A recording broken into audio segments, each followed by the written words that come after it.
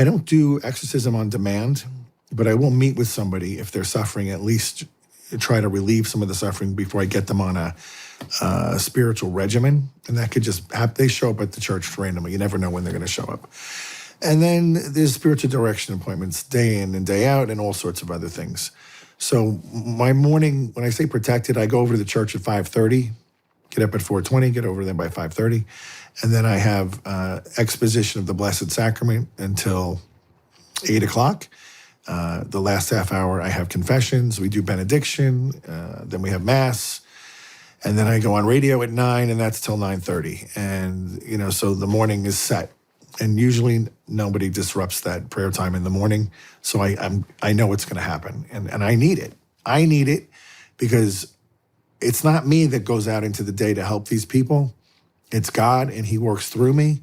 But it's his grace. It's his power. And if I don't get filled up on him, I'm kind of worthless for the rest of the day. And then I'm just really a social worker.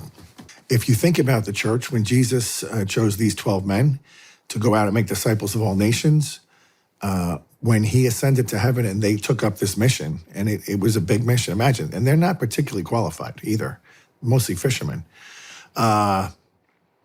They go forth, but now they have the Holy Spirit because Pentecost has happened, and they're set ablaze with the Spirit. The same Spirit that led Jesus his whole 33 years is now in those men, and it's now in us if we're baptized, particularly if you got confirmed too. You get sealed with that Spirit, same Spirit, and they go forth. But there's also a persecution happening because the leaders of Jerusalem, and you could even say in Rome and all over the world, they don't want this new religion. So if they catch you, you die. So the first, I think, 32, 33 popes were all martyred. So if they said to you, we just elected you pope, it was a way of saying you're about to die because they're killing everybody. And now you're a public figure that says you're leading this new church. And as such, there were no brick and mortar churches because how could you build a church? It'd be a big red flag. Here's where we worship. Come and kill us. So for maybe 300-400 years, there was no brick and mortar church. They were in people's homes. But they were celebrating the Mass the way that Jesus did at the Last Supper. So they were taking the bread and the wine, praying the prayers of consecration and turning it into his body and blood. And that was what was sustaining them. And that was giving them even the graces to die for Jesus and his cause, this church, that people would, the blood of the martyrs is the kind of the seed that spurns on the church to go forward. So yeah, that's absolutely correct. Once you have Constantine come on the scene and basically took up Christianity as the religion of the kingdom, and he put the cross on all the flags, and when he would go into battle. Then they knew they could build churches because the king would protect them. The Roman emperor would protect them. And that's when the churches got built, and they've continued to build them ever since.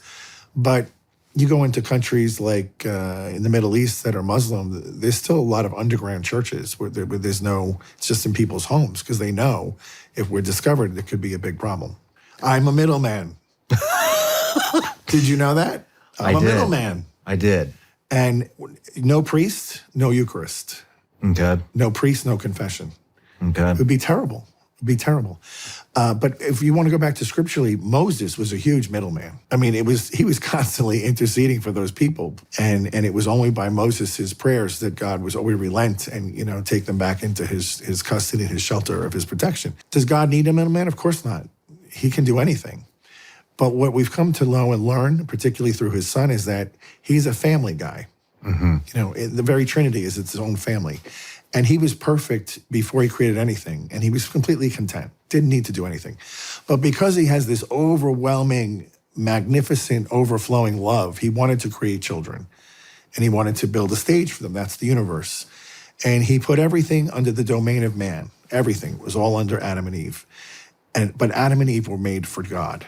That was his special creation. This is the reason Lucifer rebelled, because he heard of this plan, and he was so disgusted that a person of the Trinity would take on human flesh, which was considered much lower than the angels, humans, because pure spirit is a lot higher perfection and form than the material creation of a body. That's why they rebelled, yet Jesus went forth with this plan anyway, and he does take on human flesh. And when he ascended to the throne of God in heaven, now there's a person with a human body sitting on the throne of God. And that's how much he loves us as people. Did you ever think about that? Like, he left as pure spirit. The word became flesh and dwelt among us. He ascended back with a body which will forever be his body. That's how much he loves us. I don't know why Jesus is so hated. I don't know why he's so misunderstood. I've prayed about this and pondered this for months and months and months because he never did anything wrong. Like, why is there so much hatred of this man? And I think it boils down to two categories.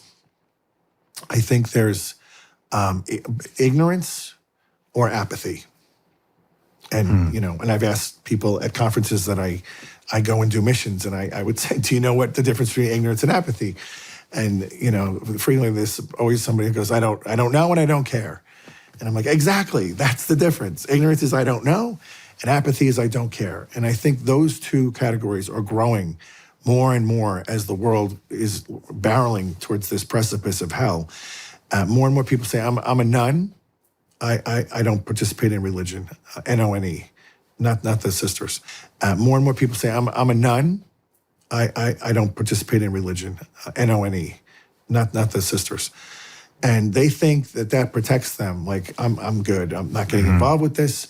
But Jesus told us, if you're not with me, you're against me. Do you think that maybe Jesus is so hated because elites are threatened by a higher power? Definitely. It's one of the reasons. I mean, I think if you look at the global religions, of course, and I'm not saying Muslims hate Jesus, but what they do is they deny who he is. Mm-hmm. They say he's a great prophet. Well, he said he was the son of God. So he's either a liar or he's God. He can't be a great prophet because a great prophet doesn't lie. But they haven't really thought it through. The Jews are still waiting for the return of the Messiah, so they're also in a different kind of camp. Like, well, that's not our guy. But what if you miss the boat? I mean, the temple's gone. It's over. What are you waiting for? Like, if you really thought about it, you'd have to say, maybe we did miss this. So before Adam and Eve, where did the angels come from? So we believe, as Catholics, that before the created matter of the universe, the stuff that we can touch, he created all the angels in one single moment. And Aquinas writes a lot about this. But he had to give them a way to test their allegiance. And so this plan of God with man was kind of in some way leaked or shown. And that's when they said, we will not serve this cause. A third of them, we think. We don't know. It's not a science. And there's no scriptural definition of how many, but we know Lucifer fell for sure. That's written in the Bible. And he took there's a Revelation says he took a third of the stars with him. And these luminaries we assume to be the angels. Incredibly intelligent, incredibly powerful beings, but they don't have bodies, pure spirit, just like God. Then he creates all of us, and we're kind of a hybrid because we're not pure matter, but we're not pure spirit. We are both matter and spirit. So we're unique in that way, in the way nothing else in creation is like us. And as I mentioned, he kind of, if you think about all God did for us, he made us out of his love for us. So just for that reason alone, we kind of owe him something.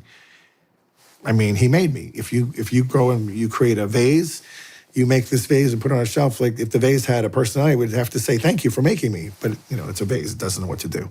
It has no mind.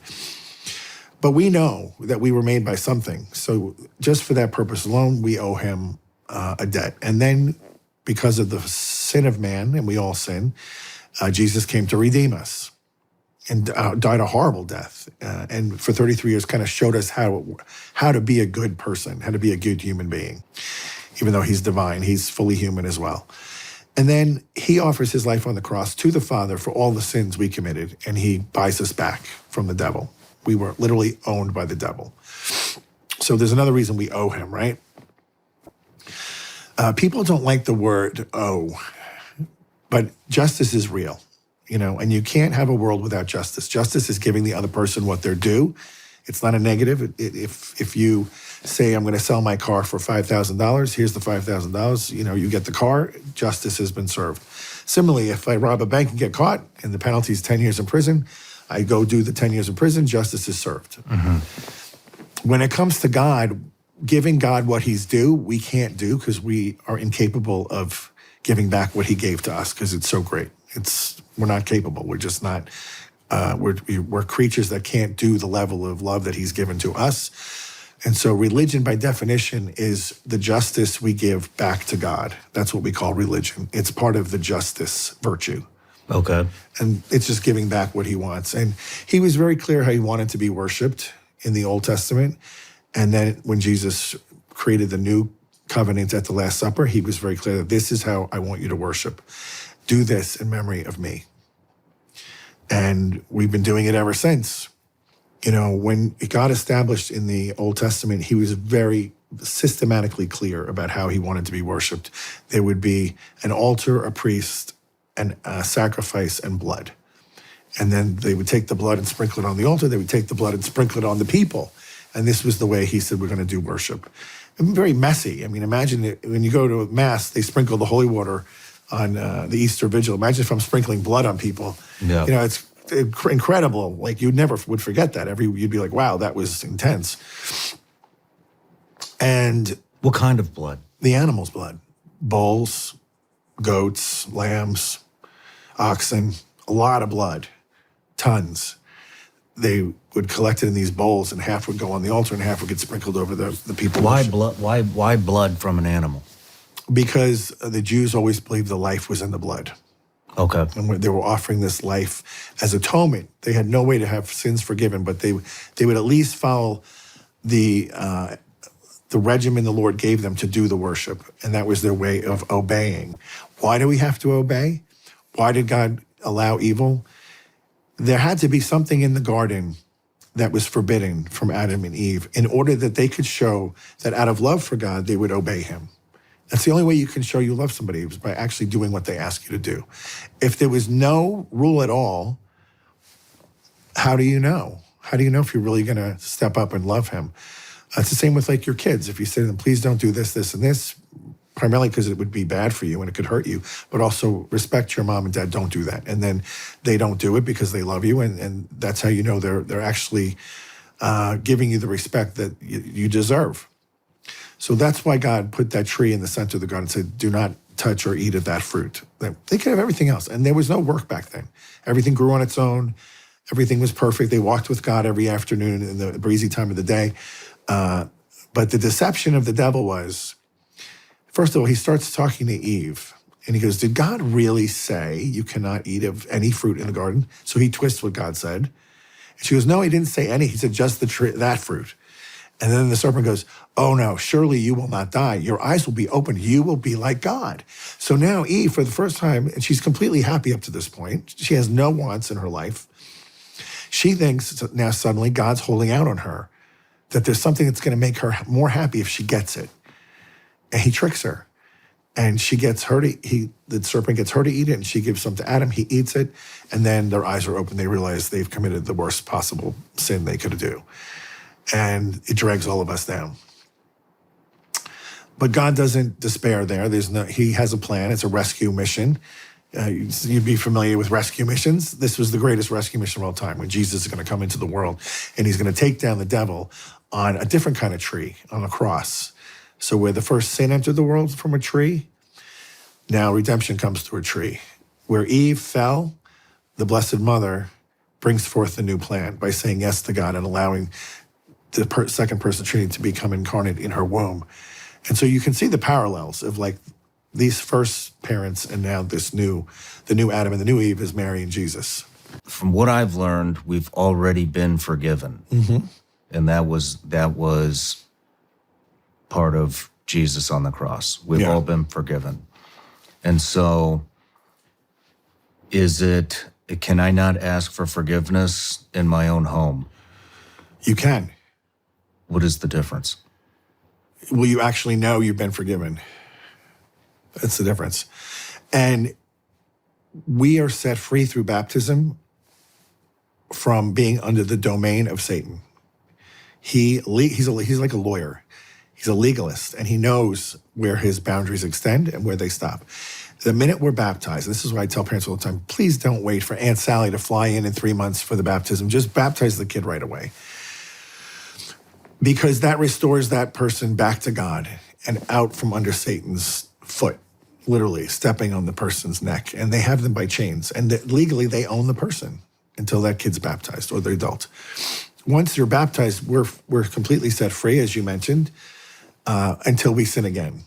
And then if we commit another mortal sin, we go right back under the domain of Satan, and we're trapped until we get forgiven, which we know if you go to a priest and the priest absolves you, that has taken place and you're now set free again.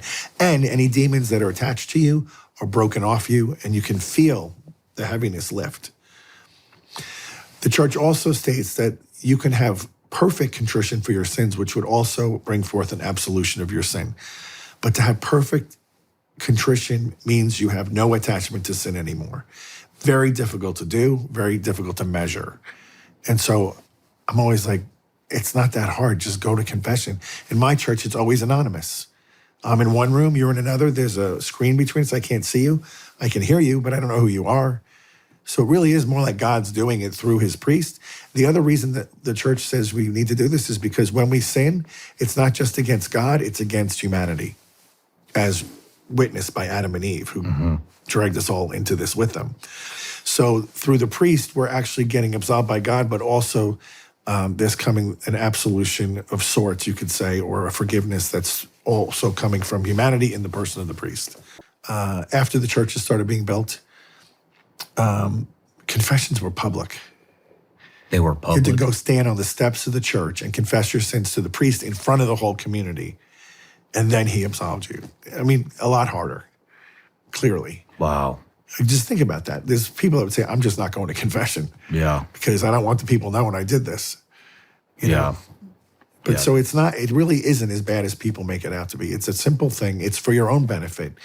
And I, as the beneficiary of this sacrament as well, I was away 22 years. And when I went to that confession and he absolved me of 22 years of really deep-seated, horrible, salty sins, I felt like a new person. Like, I can't even describe how much you're just like, wow, like that's a real thing. It's not just a formula with matter and form. Like, I am new. And a lot of people you see out there, including in the media, when you have mortal sin on your soul, it's literally a blockage to God's grace. And you can't really see truth for what it is. And this is, I believe, why there's such an attack on truth right now, is because I think a lot of these people believe what they're saying, but it's so twisted and distorted that a lot of us just look and go, how can you think you can assign your own gender? Yeah. Like, it doesn't even make sense. Yeah. But they really, when you listen to them, I think they really believe it. And that's like when Paul's speaking to the Galatians. This is what my opinion is. And he says, oh, stupid Galatians, who has bewitched you? What has happened to you? Like, I feel like we could say that about America right now. Oh, stupid Americans, who's bewitched you? What's going on here? A lot of people also say that psychedelics will open you up to a spiritual realm where demons can it kind of like opens you up where demons can get in if you're not careful. What I'm just curious, do you have any thoughts on that, or is that a Well, topic of I know discussion? drugs in general are a big open door for spirits, bad spirits. One of my worst cases of possession was a Catholic guy, young guy, maybe 25-ish, up in Nashville. He's out drinking, the bars are closing, and he says to his buddies, let's go get some drugs. And the guy goes, oh, I know a place. So they go to this house in a neighborhood at like 2 a.m. Think about this. You're knocking on somebody's door at 2 a.m. Like, you got to be thinking, this is a little crazy. Who does that? And they open the door, they come in, and it's lit by candle, and there's upside down crucifixes and pentagrams around on the walls. And I said to this young man, when I'm interviewing, I go, like, what happened to your spidey senses? Like, nothing went off when you saw this stuff? He's like, I just wanted the drugs. So he gets some, I think it was crack.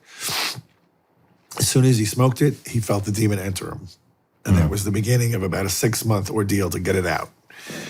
And he knows it happened from the drug, because the drug probably had a curse on it Interesting. to attach demons to it. So if you're buying, well, I use it.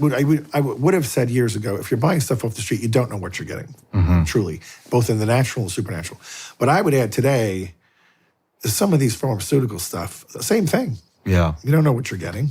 I think in general, the fear is that if particularly the youth who they don't have a lot of restrictions in their thinking yet, the danger is, are they just going to go in too quick and too hard and damage themselves? If you're a 40-year-old man who is using this under a self-imposed set of guidelines, and you're monitoring what you're doing and you're careful, completely different than a kid just taking a bunch of pills and hoping something good happen.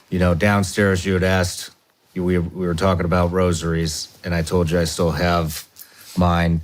So I have a really good friend. His name's Dom Razzo, and he's a former SEAL, SEAL Team 6 guy, and has been a good friend to me and a spiritual mentor of mine, and a very devout Catholic. And so I bring this with me everywhere I go. Good. To protect me. And Good. And every time, and then I give them away, and then I have to call Dom and tell him send me another one. But this is a Warrior's Rosary, Okay. and I would love for you to have Thank you, buddy. You're welcome. Now, I gave you a rosary today. You did. So you have one back. Like mine, the one I gave you is from this place called Medjugorje in Bosnia Herzegovina. And that rosary was in the room during the apparition of Our Lady to one of the visionaries. And at the end of the apparition, she blessed all of the sacramentals in the room. So the rosary that I gave for you and your wife have both been blessed, not just by me with the priestly blessing, but by the Mother of God herself. Bless those rosaries. Don't give those away. I won't. Thank you very much. I'll carry that with me everywhere. Good. Thank you. Did you grow up in a devout Catholic family? Yes. There really was no devout Catholic in 1965 because Vatican II did such a number on removing the awe and the splendor of God from the Mass, sort of. And I don't know they did it on purpose, but it definitely was a byproduct where there's a lot of felt and a lot of Jesus loves me, and really no firm catechesis in what actually is our role as Catholics, as Christians, baptized, and what does God want from us, and what does He expect from us, and it was just love God and do whatever you want. Was kind of the message. So, but my parents were good Catholics. We went to Mass every Sunday.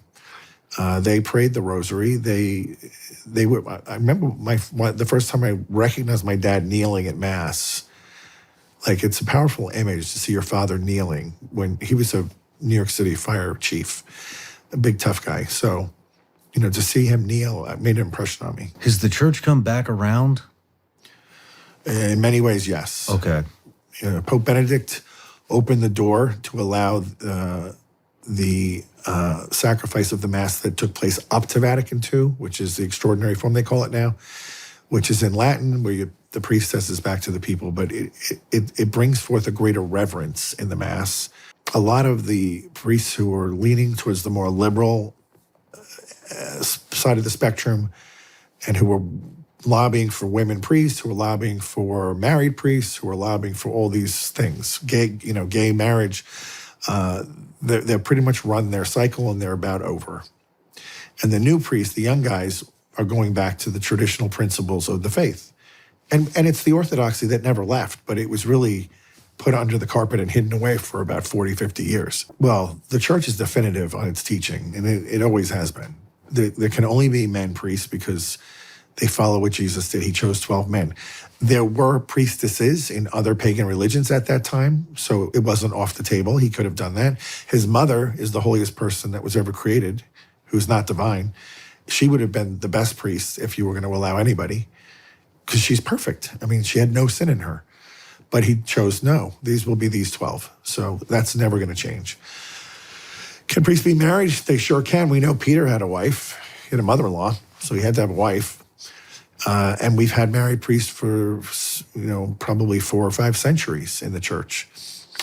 But after a while, it became an issue for raising families. How do you raise a family if you're just going to keep picking up people and moving them and they don't own the land. The church owns the land, and how do we distribute the property? And all, it became a big headache.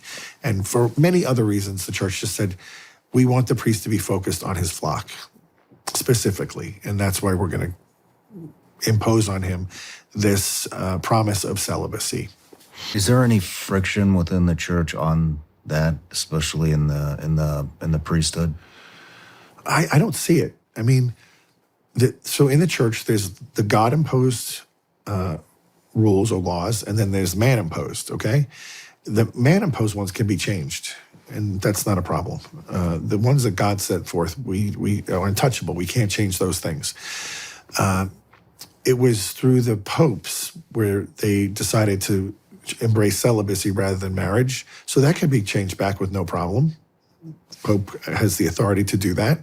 And in fact, when we have other priests coming in from other religions, there's a guy named Dwight Longnecker. Father Longnecker was, I think, Episcopalian, and he had a family, but he realized, I want to be part of the Catholic faith. I think this is where the truth resides the most. When we took him into the church, the Holy See declared that he would be ordained a priest even though he already has a wife and kids. And he'd have to make special provisions to provide for them, but that's fine. Because Peter, we have examples throughout history where it happened. So that can be changed. But you can't change the things that God set forth that cannot be changed. But as fate would have it, I was molested by a priest when I was 11. And that changed my trajectory for a long time. I just said, I'm never going back to that place, to a church. And I kind of stuck to it. And I kept it hidden until I was in college. And then I told my parents what had happened. And then it started to make sense because I changed dramatically, as you can imagine your personality would when it's soul-crushing to be sexually abused by anybody. But when it's a representative of God's church, it just spins way out of control. The devil comes right in and starts telling you God hates you, he never cared about you, your parents hate you. It was every possible lie, and you don't know what to believe. So I kind of spun out of control. I'm pretty headstrong and have a strong will, and I just decided no one's going to hurt me like that again.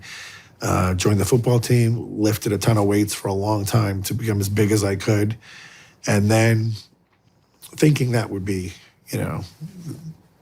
I'll be strong enough where I can defend. And once you become a man, you kind of don't have to worry about those sort of things. But can we rewind? Yeah. How did that happen? This priest claimed he was, kind of doing spiritual retreats for the middle school guys. And with 3 of us, he took on a retreat overnight. We get there, he's got beer. And, we weren't even into beer. It's like we're at an age where it's like, what are you doing? And that night he sexually assaulted me. But obviously I woke up to him on top of me and, it was not pleasant. And you held that in all the way until college? Yeah. Yeah. So. Did you have to continue to go to that same church? No, I didn't go. I never went. I stopped. And I would just tell my parents, I'm walking to church, I'm going to this mass, bye. And then I would go hang out at the parking lot or the playground. And I did this, I went to Catholic education my whole life, grammar school, high school, college was even Catholic, but I did not go to church. I didn't participate in any of the sacraments. I would say 50% of the guests or more have been through some type of sexual trauma as a child. And so for all the kids that are listening or who are going to go through that, who are going through it, who have been through it, how did you get over that? I'm not the best example because what I did is not the right way to go. I just shut down God and his church. I kind of went my own way. I rebelled. I became a really bad kid. My parents didn't know what was going on, but they knew something is wrong. But back then, nobody even dreamed this was a possibility. We're talking the 70s. So they just kept grounding me because I was always out partying and drinking and having fun with the crazy kids. And, college was my ticket out of there, where I just get away from this whole thing. But that's where I finally went into it and realized this has to be dealt with. You can't just go through life like this. And I kind of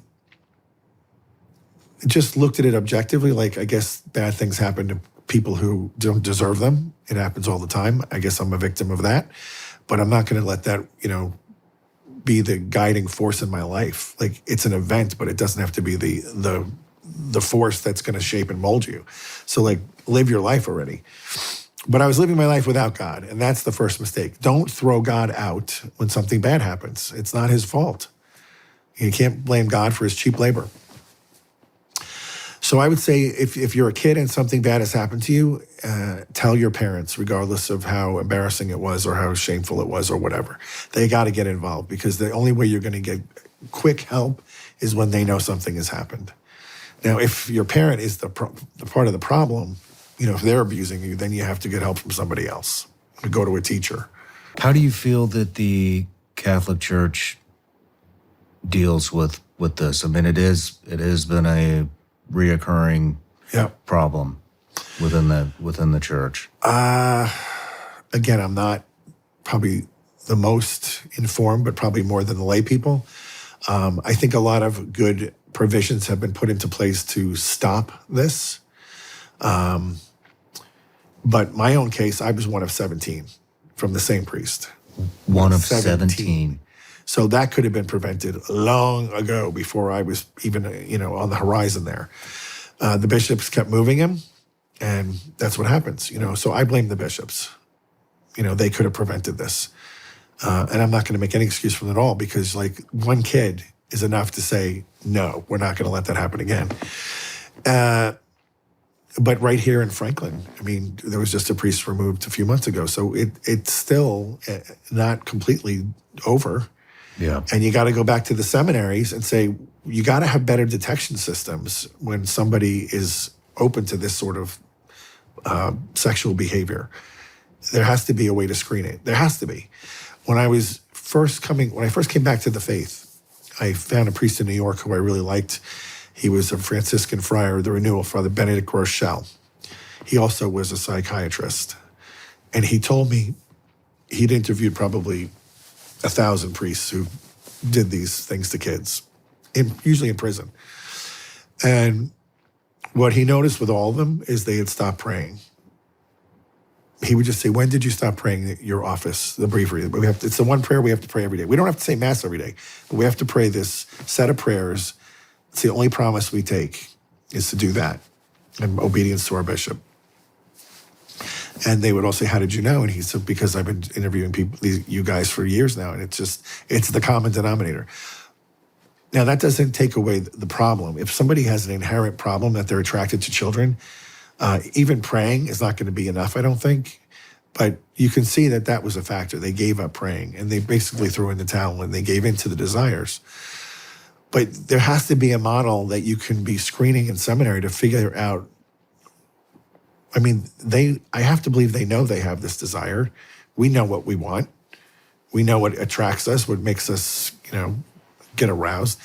And if that's you, for the sake of the kingdom of God and for your own soul, admit it and get out of there and get help. It's kind of an interesting path, because when I finally did get the full healing from this thing, and that came when I got into religious life, and the Lord uses me to bring healing to others. When I first heard God calling me to be a priest, my first reaction was, why would you ask me to do that? Where were you when you heard this? Well, the first time somebody said, I think you're a vocation to be a priest, I was in Medjugorje. I'd just done my 22-year confession with a priest. And he absolved me, and I felt amazing. And then he says, I think you have a vocation to be a priest. And I was like, what? Did you not just listen to that confession? Clearly, I'm not called to be a priest. It was a wild days of Wall Street. And he's like, no, all things are possible with God. But I was just like, no, the priest is a little bit Looney Tunes. Like, I came back to New York City, I had to get my life in order, because, the conversion's one thing, but now you have to implement it. And part of that was I had to get rid of the bad influences in my life. I had a lot of bad friends who were not good influences, big with the cocaine, big with the partying. I had to go. And I joined the Wall Street Young Catholics Association to make new friends with guys that were trying to live virtuous lives. Big 180, just by putting the right people around you. It just, They lift you up. So hold on. So how How crazy did it get on Wall Street with you? The life is crazy. I'm just going to leave it at that because I don't want to scandalize the faithful. But, you're living in the biggest city in the world with everything available and you're making a ton of money, you can fill in the blanks.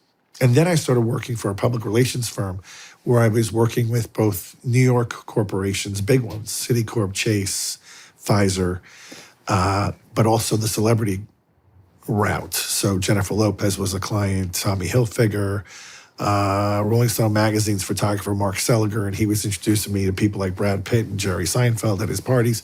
And there's just, there's no end to the craziness that goes on in a lot of these circles, okay? I'm not saying any of these people were doing that, but the lifestyle is there if you want it. Yeah, I had to make big decisions on reading all that stuff out and just working towards a virtuous life, which would bring forth the peace that I was really looking for. It's just peace, a peace where I just felt good about my life and I wasn't always anxious or angry or just full of all these negative emotions. So here I am. The Lord, when he asked me, he said, listen, I'm going to use you to bring healing and reparation to people who've been hurt. I was like, oh, well, that's all right. That's kind of an interesting twist. Now, today, looking back, I could say, well, that should be every priest. It shouldn't just be a special case, because you got abused. But he was going into that deeper for the abused victims too. And I would find myself in the most ridiculous positions.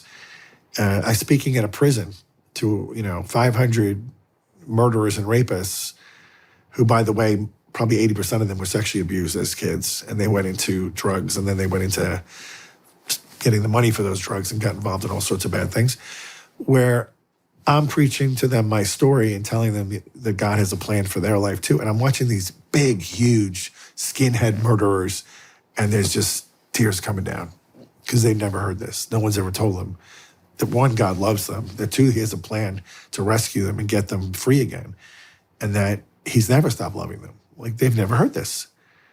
Like, whoa, okay. So this is going on for quite a bit of time. I'm now older. I'm sitting in the chapel one day praying, and the Lord says to me, can I ask you a question?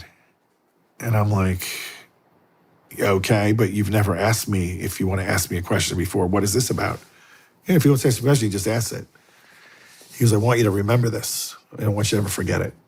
So if I could take you back to being 10 years old before you were abused and let you live your life going forward that way, knowing what you know now, and knowing that I've healed you completely, and knowing how much I've used you already to help people, you're not even ordained, would you change your life?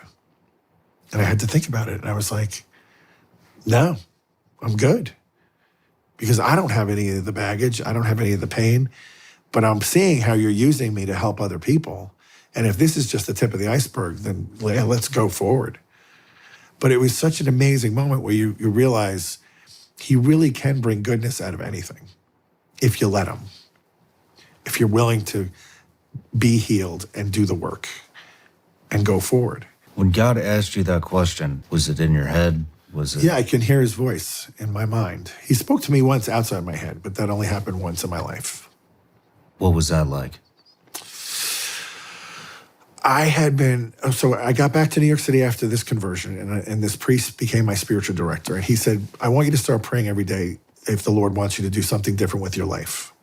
So every day I would just pray, Lord, if you want me to do something different with my life, please tell me, and I'm open to it. And this went on for 18 months. And so finally, on November 5th of 2000, I just went up to receive communion. It was early in the morning. There was really no people around me. And I sat down on my pew, and I heard a voice audibly say, come follow me. And I turned around, there's nobody there. And I was like, oh, it's you. It's been 18 months. This is the first time you've spoken to me, by the way. And I go, sure, I'm going to follow you. I don't know where we're going, but I'm going to follow you. Let's go do this. And that was the only time I've heard that voice right outside. And then on the inside your head, like what we were just talking about. It's just clear as a bell to me. I just know when he's speaking. I know it's him. This just happened to me actually a week ago. I'm finishing a mission in Cleveland, but it's 80 miles outside of was it Cleveland or Pittsburgh? It was Pittsburgh, 80 miles outside of Pittsburgh. And the mass was at 8 a.m. and my flight's at 10:43. And I'm like, this is going to be tight. And the priest that I'm doing the mission for says, maybe you should go at like 7:45 and just miss the mass, just to be sure. And I'm like, no, I feel like if I believe the most important thing that happens on the planet every day is the mass, I'm going to go to mass, and we'll see what happens. So mass ends at 8:30. We jump in the car, we head out, and it starts raining. And I'm like, ugh, because I hate the airport. It's one of the biggest near occasions of temptation I have is to get so angry at the airport. It's very clear we're going to get there very late. And so I start thinking I should probably be rescheduling my flight, booking something later, and I hear the voice say, do you trust me? You know I trust you, but there's a practical side to life too. Like, if I roll up and the plane's gone, obviously I'm going to miss it. He goes, do you trust me? I go, yeah. He goes, put your phone away.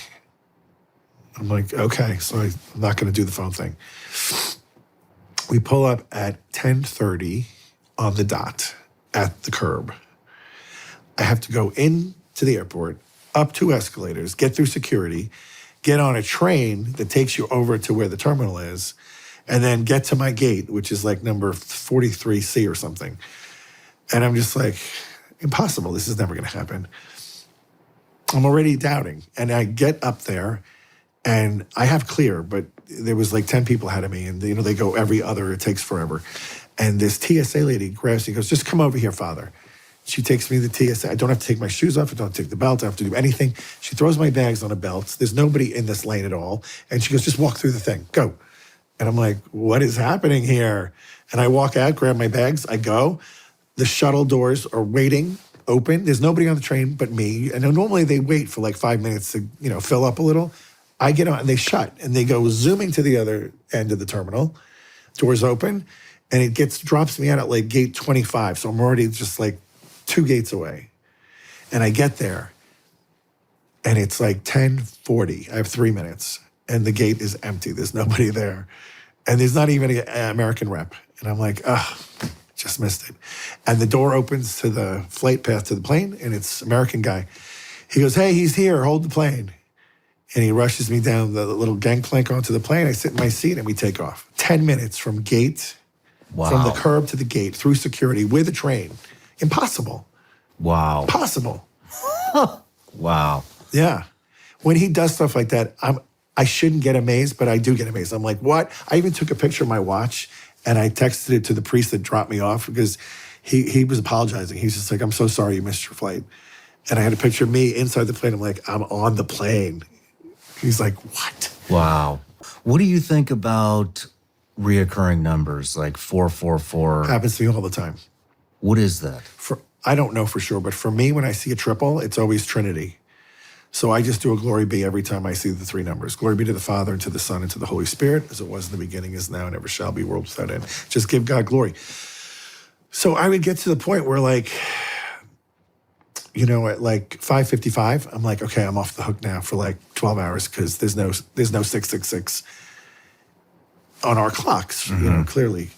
So, and then I'd start seeing it on the microwave, where I'd look over at the microwave's going, and I look over, it's like 0222 as it's counting down. I'm like, so this is going to happen. This is going to happen all through the day, I guess. License plates, I'm looking, I see it all the time. And for me, it's just give God glory. Be aware of His presence. Tim Tebow. Remember when he was playing in college, he put the 316 under his eyes for John 3:16. And of course, the NCAA said you can't do that. No religious monikers on your person. And he was, okay, I'll be obedient to the league. And then 3 years later to the day, he was playing, I think, a playoff game for Denver. Was he with Denver? I don't know. I don't remember. But anyway, his publicist comes up to him at the end of the game. And it's on, he has a video of it. It's amazing. He's like, do you know what today is? He's like, whatever the date is. He's like, no, but it's more than that. This is the 3-year anniversary of when you put John 3:16 on your eyes. And let me just tell you what happened.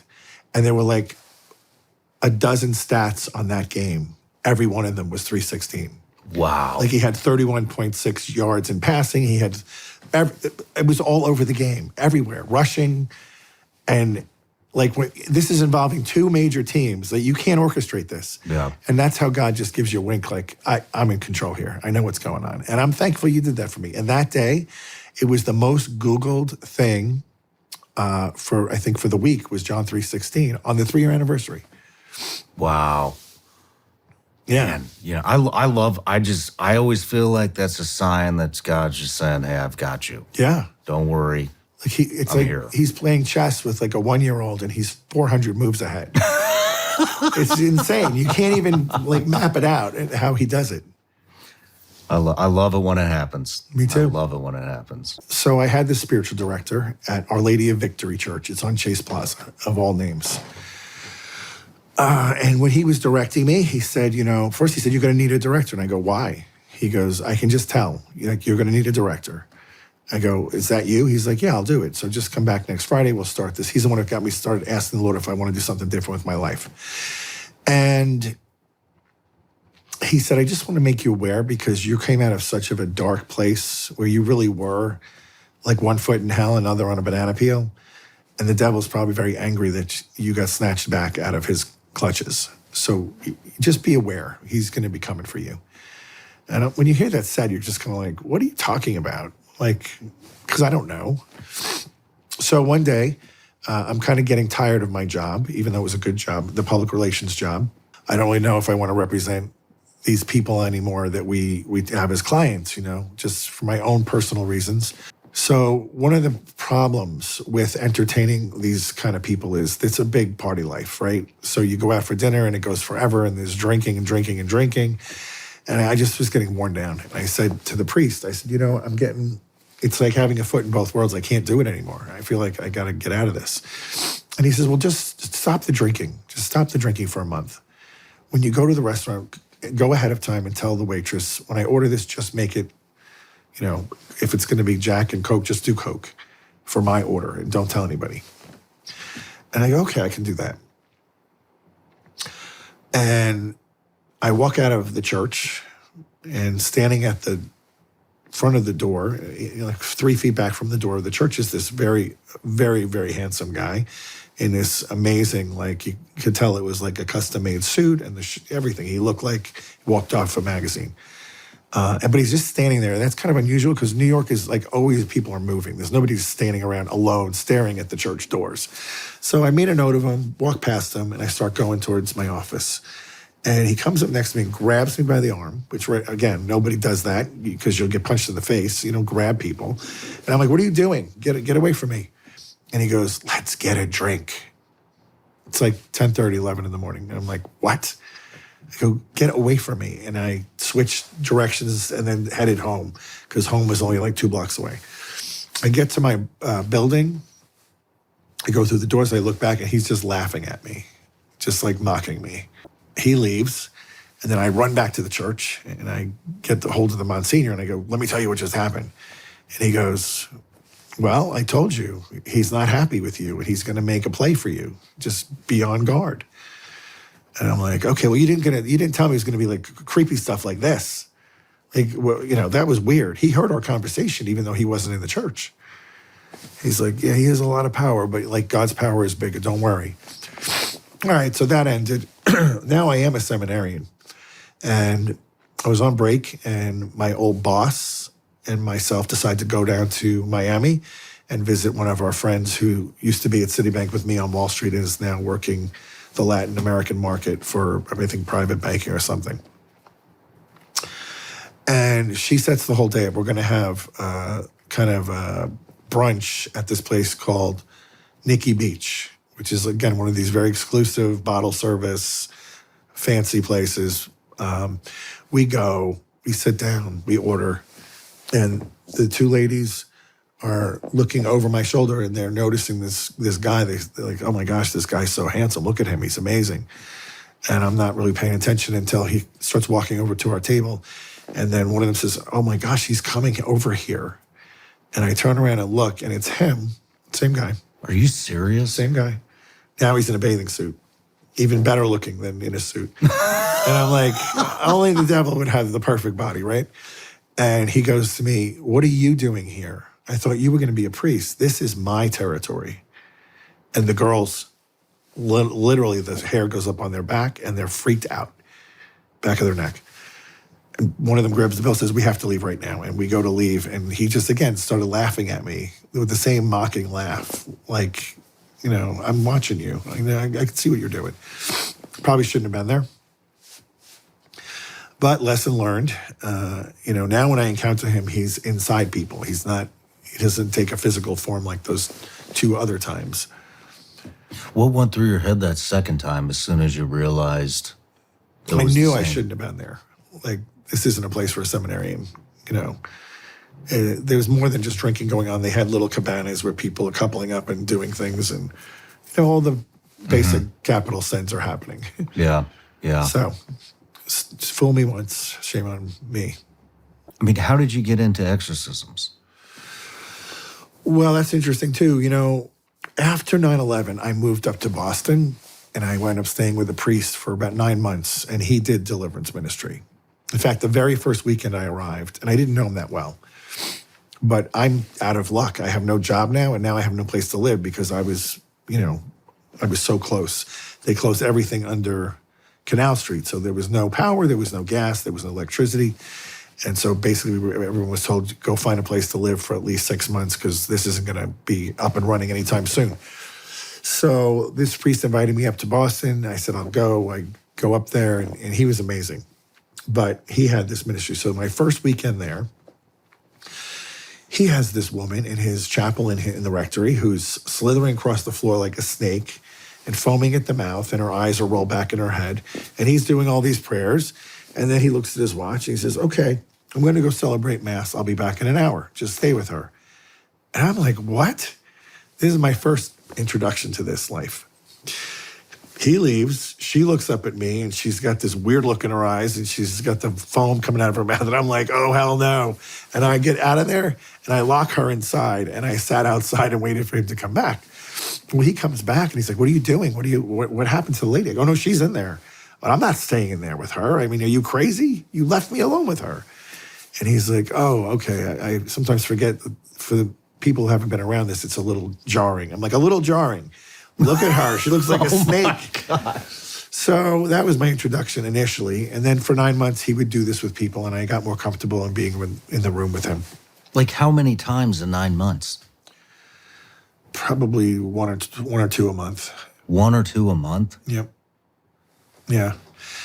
And then I went into religious life, and my superior was an exorcist, the Exorcist of Omaha. So now I'm in the room, because they usually took the guys who were a little bit bigger to restrain the victim. And I got 5 years of that. And then when I got to Nashville, the bishop knew I was doing that for the religious community. And he says, I want you to do that here for my diocese. Can you do the deliverance? But he says, I'm not going to make you an exorcist because I feel like that's too big a burden on one priest. And I said, okay. And then he died. God rest his soul, Bishop Joby. And then the new bishop comes in, and I don't have his authority because he hasn't given it to me. So as the priests are calling me for help, I keep referring them to him. I said, he has to give me the authority. I don't do this without being under his protection. And so he finally connects with me and says, why do these priests keep asking for you? I said, I was doing the deliverance for the diocese, but when Bishop Joby died, I no longer had the authority. So it's up to you. He said, are you the exorcist? I said, no. He didn't want any particular priest to be an exorcist. He thought it was too big a burden. And he says, I don't know, I kind of feel like you're fighting with your hands tied behind your back. Like, I think you should become the exorcist. So he sends me to Rome, and I get trained, and then I come back and begin as the exorcist. What does that training consist of? It's intense. It's like... How does it start? I mean, is there an introduction? Welcome to exorcism school? Yeah, it was for like 2 weeks, 6 days a week, 7 in the morning to 7 at night. What is the introduction? What do they say? Well, this is kind of going to be the syllabus and protocol for what we're going to go into. There's probably about 6 or 7 different fields, biblical, practicums, the devil in Hollywood, the devil in media, the devil, Harry Potter had its own class. Harry Potter? Oh, yeah. So you get finished up, they pair you with a mentor who's been doing this a while, and my mentor was in Indianapolis. And so I met with him on a kind of regular basis, and he took me through some of his cases, and I watched him do actual exorcisms, and then, eventually you get your first case that you do it. And I'll never forget it. It was in Murfreesboro. Hold on. Before we get there, how long is the school? It's like 2 weeks. 2 weeks. It's they put it like 2 months into 2 weeks. Is it book work? Is it practical? It's everything. Yeah, we actually have case studies of actual exorcisms that have been performed. What happened? What you should do? What you shouldn't do? That class was the best class. Don't do this. What do? So if the victim vomits up anything, including it could be vomit, it could be small frogs, it could be nails, do not touch them. They're cursed objects until you liberate the objects from the demons and the curses, and then you can clean them up. I'm like, I'm not touching anybody's vomit, period. I don't care if you're a demon possessed or not. Like, that's not my thing. I'd be like, can someone come in and help me clean this up? But then knowing that this could actually, you touch it and then suddenly you're covered in boils. Like, it's a whole level of care and attention to dealing with possessed objects. And so he finally connects with me and says, why do these priests keep asking for you? I said, I was doing the deliverance for the diocese, but when Bishop Shobi died, I no longer had the authority. So it's up to you. He said, are you the exorcist? I said, no. He didn't want any particular priest to be an exorcist. He thought it was too big a burden. And he says, I don't know, I kind of feel like you're fighting with your hands tied behind your back. Like, I think you should become the exorcist. So he sends me to Rome, and I get trained, and then I come back and begin as the exorcist. What does that training consist of? It's intense. It's like... how does it start? I mean, is there an introduction? Welcome to exorcism school? Yeah, it was for like 2 weeks, 6 days a week, 7 in the morning to 7 at night. What is the introduction? What do they say? Well, this is kind of going to be the syllabus and protocol for what we're going to go into. There's probably about 6 or 7 different fields, biblical, practicums, the devil in Hollywood, the devil in media, the devil, Harry Potter had its own class. Harry Potter? Oh, yeah. So you get finished up, they pair you with a mentor who's been doing this a while, and my mentor was in Indianapolis. And so I met with him on a kind of regular basis, and he took me through some of his cases, and I watched him do actual exorcisms, and then, eventually you get your first case that you do it. And I'll never forget it. It was in Murfreesboro. Hold on. Before we get there, how long is the school? It's like 2 weeks. 2 weeks. It's intense. They put it like 2 months into 2 weeks. Is it book work? Is it practical? It's everything. Yeah, we actually have case studies of actual exorcisms that have been performed. What happened? What you should do? What you shouldn't do? That class was the best class. Don't do this. What do? So if the victim vomits up anything, including it could be vomit, it could be small frogs, it could be nails, do not touch them. They're cursed objects until you liberate the objects from the demons and the curses, and then you can clean them up. I'm like, I'm not touching anybody's vomit, period. I don't care if you're a demon possessed or not. Like, that's not my thing. I'd be like, can someone come in and help me clean this up?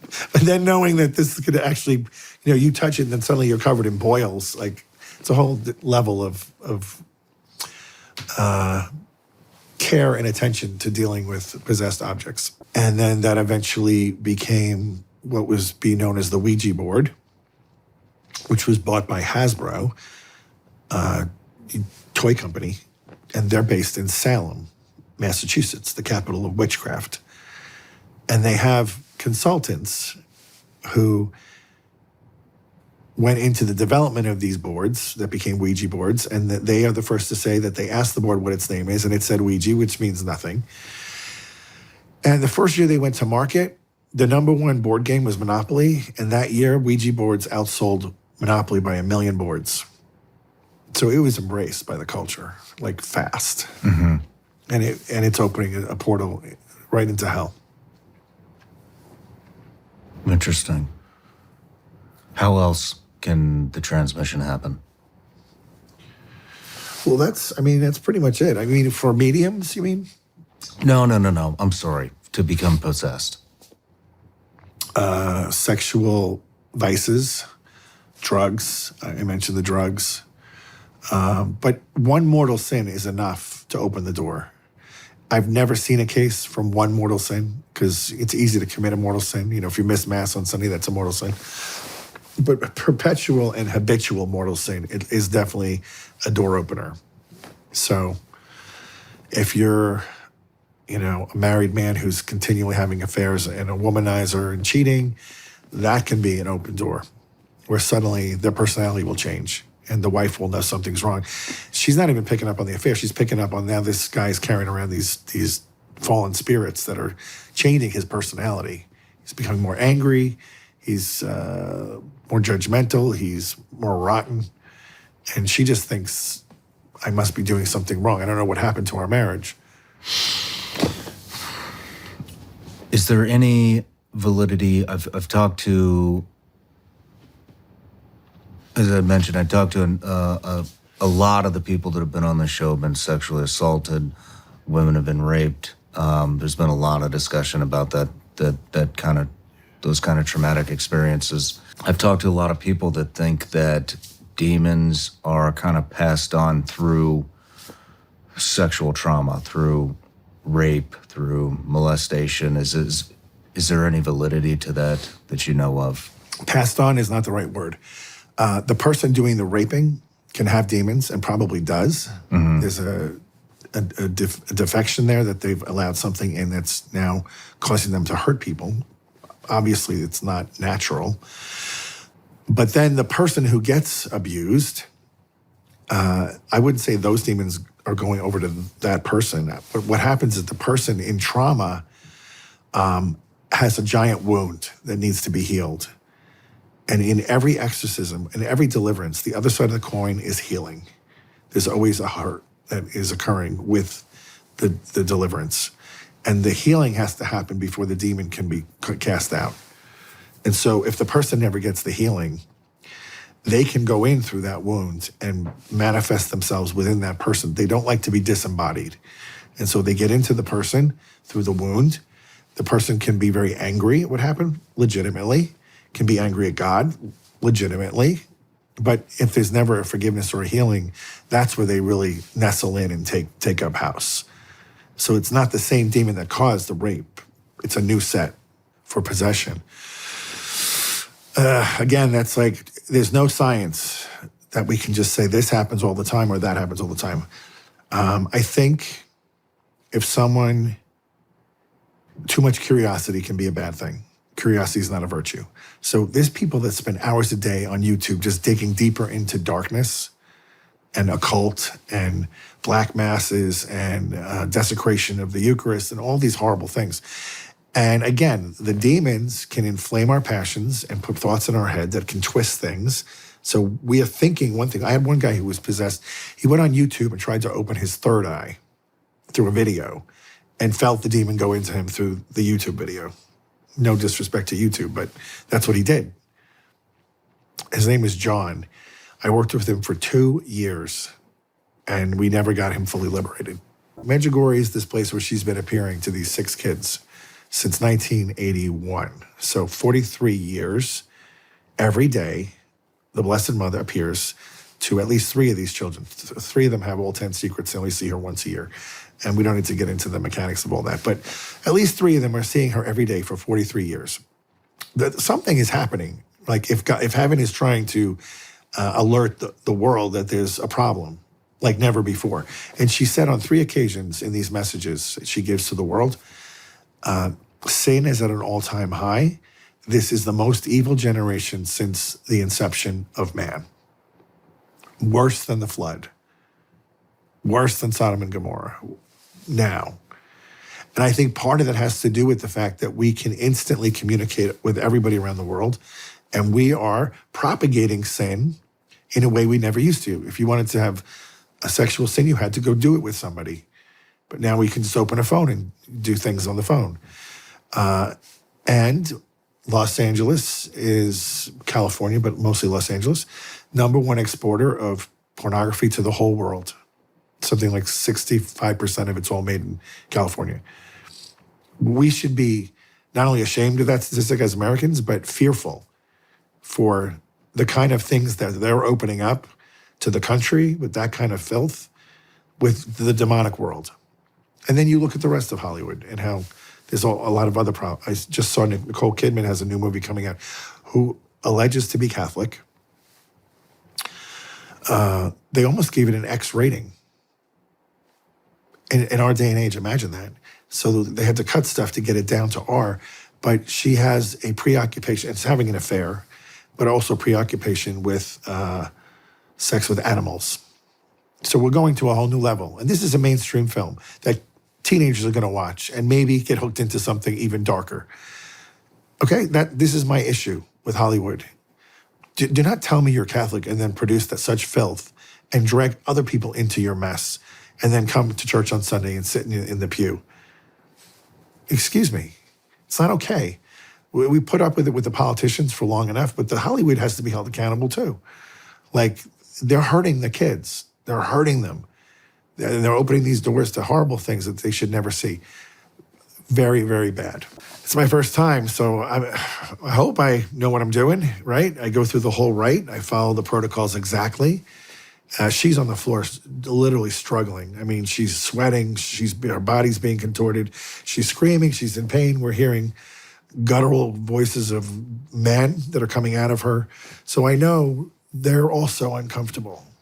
We get to the end of the rite where we start doing prayers at Thanksgiving, and I look at the priest, I'm like, obviously she's not liberated. I said to the pastor, what do you want me to do? Because she's obviously exhausted. It's been over an hour of this torture. And I said, we can stop or I can keep going. And he goes, I don't want to have to go through this again. And I don't think she does either. Let's just keep going and get it over with. Now, both of us were kind of naive, thinking that we can determine when this is going to end. So I start praying and praying and praying again. And then all of a sudden I have this thought, the painting is right behind her, this enormous Guadalupe. And I say to her, I go, look to your mother and ask for her help. And she turns her head and she looks at the painting and she in Spanish, she screams out, please, mother, help me. Set me free from this thing. And then she went into massive convulsions where it was a little frightening. We didn't know what was happening to her. Like, is she dying? And then she's... Like, what do you mean? What did it look like? Like a massive seizure? Like a flash. Yeah, her whole body's flailing and screaming, and like it's obvious it's not her because it's coming off the floor. It's like, and both of us are like a little freaked out, the other priest and I, and then all of a sudden it ends and she just lies there. And I'm like, at first I'm like thinking, is she breathing? And then I could see her chest moving. I'm like, okay, she's alive. And then she opened her eyes and she was back and she's completely set free. And like, I look at the priest and I'm like, holy cow, like had we known, we could have like opened with that. Like, look to your mother and ask for her help. Like, but what do we know? I mean, I didn't know anything. But that's how it happened. It wasn't through the rite of exorcism. It was from her petitioning Our Lady. What is her response? Who's the girl? When it's gone? Oh, she was thrilled. She was so happy. I mean, is it immediately like? Yeah, she knows. She's free. Do they know they're possessed? Yes. Is it emotional? Is it an emotional experience at the end? Yes, because she was so grateful she was set free. I mean, she's crying, but she's happy. She's smiling. She's covered in sweat, head to toe. I mean, just the most grueling session you can imagine. It was when they're tormenting the victim physically and they're contorting their body and they're twisting body parts around. And it's painful. It's painful to watch, too. Is it emotional for you when it's over? When it's over, no, I'm kind of relieved. But when it's happening, there's a fine line where I can start getting so angry at the demon that it actually will work against the exorcism, because now I'm channeling like unhealthy anger, which isn't good. So I have to really remain in check. Like, I can't get violently angry at this thing and start screaming at it, because then I'm working in his camp. And that's a fine line to toe. Where does the demon go? Don't know. I mean, when we actually are casting things out, we send them to the feet of Jesus for him to do what he wants with. But, I mean, maybe the last place they want to go is back to hell, because they will be horribly, I want to say tortured by the devil, because they failed their mission. Is hell an actual place, or is hell a realm that surrounds us? Well, the world's looking more like hell, but I think hell is a place. But again, right now it's souls that would be in hell. It's not physical bodies. But the spirit can experience more pain than the flesh. This is something a lot of people don't understand. So their torment is worse than what we would experience in this life.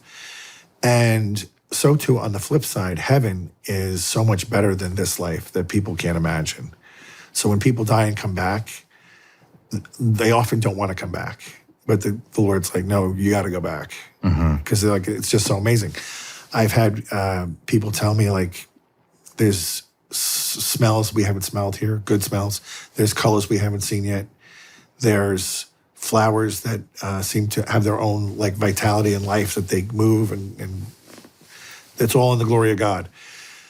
The best description was a person said to me,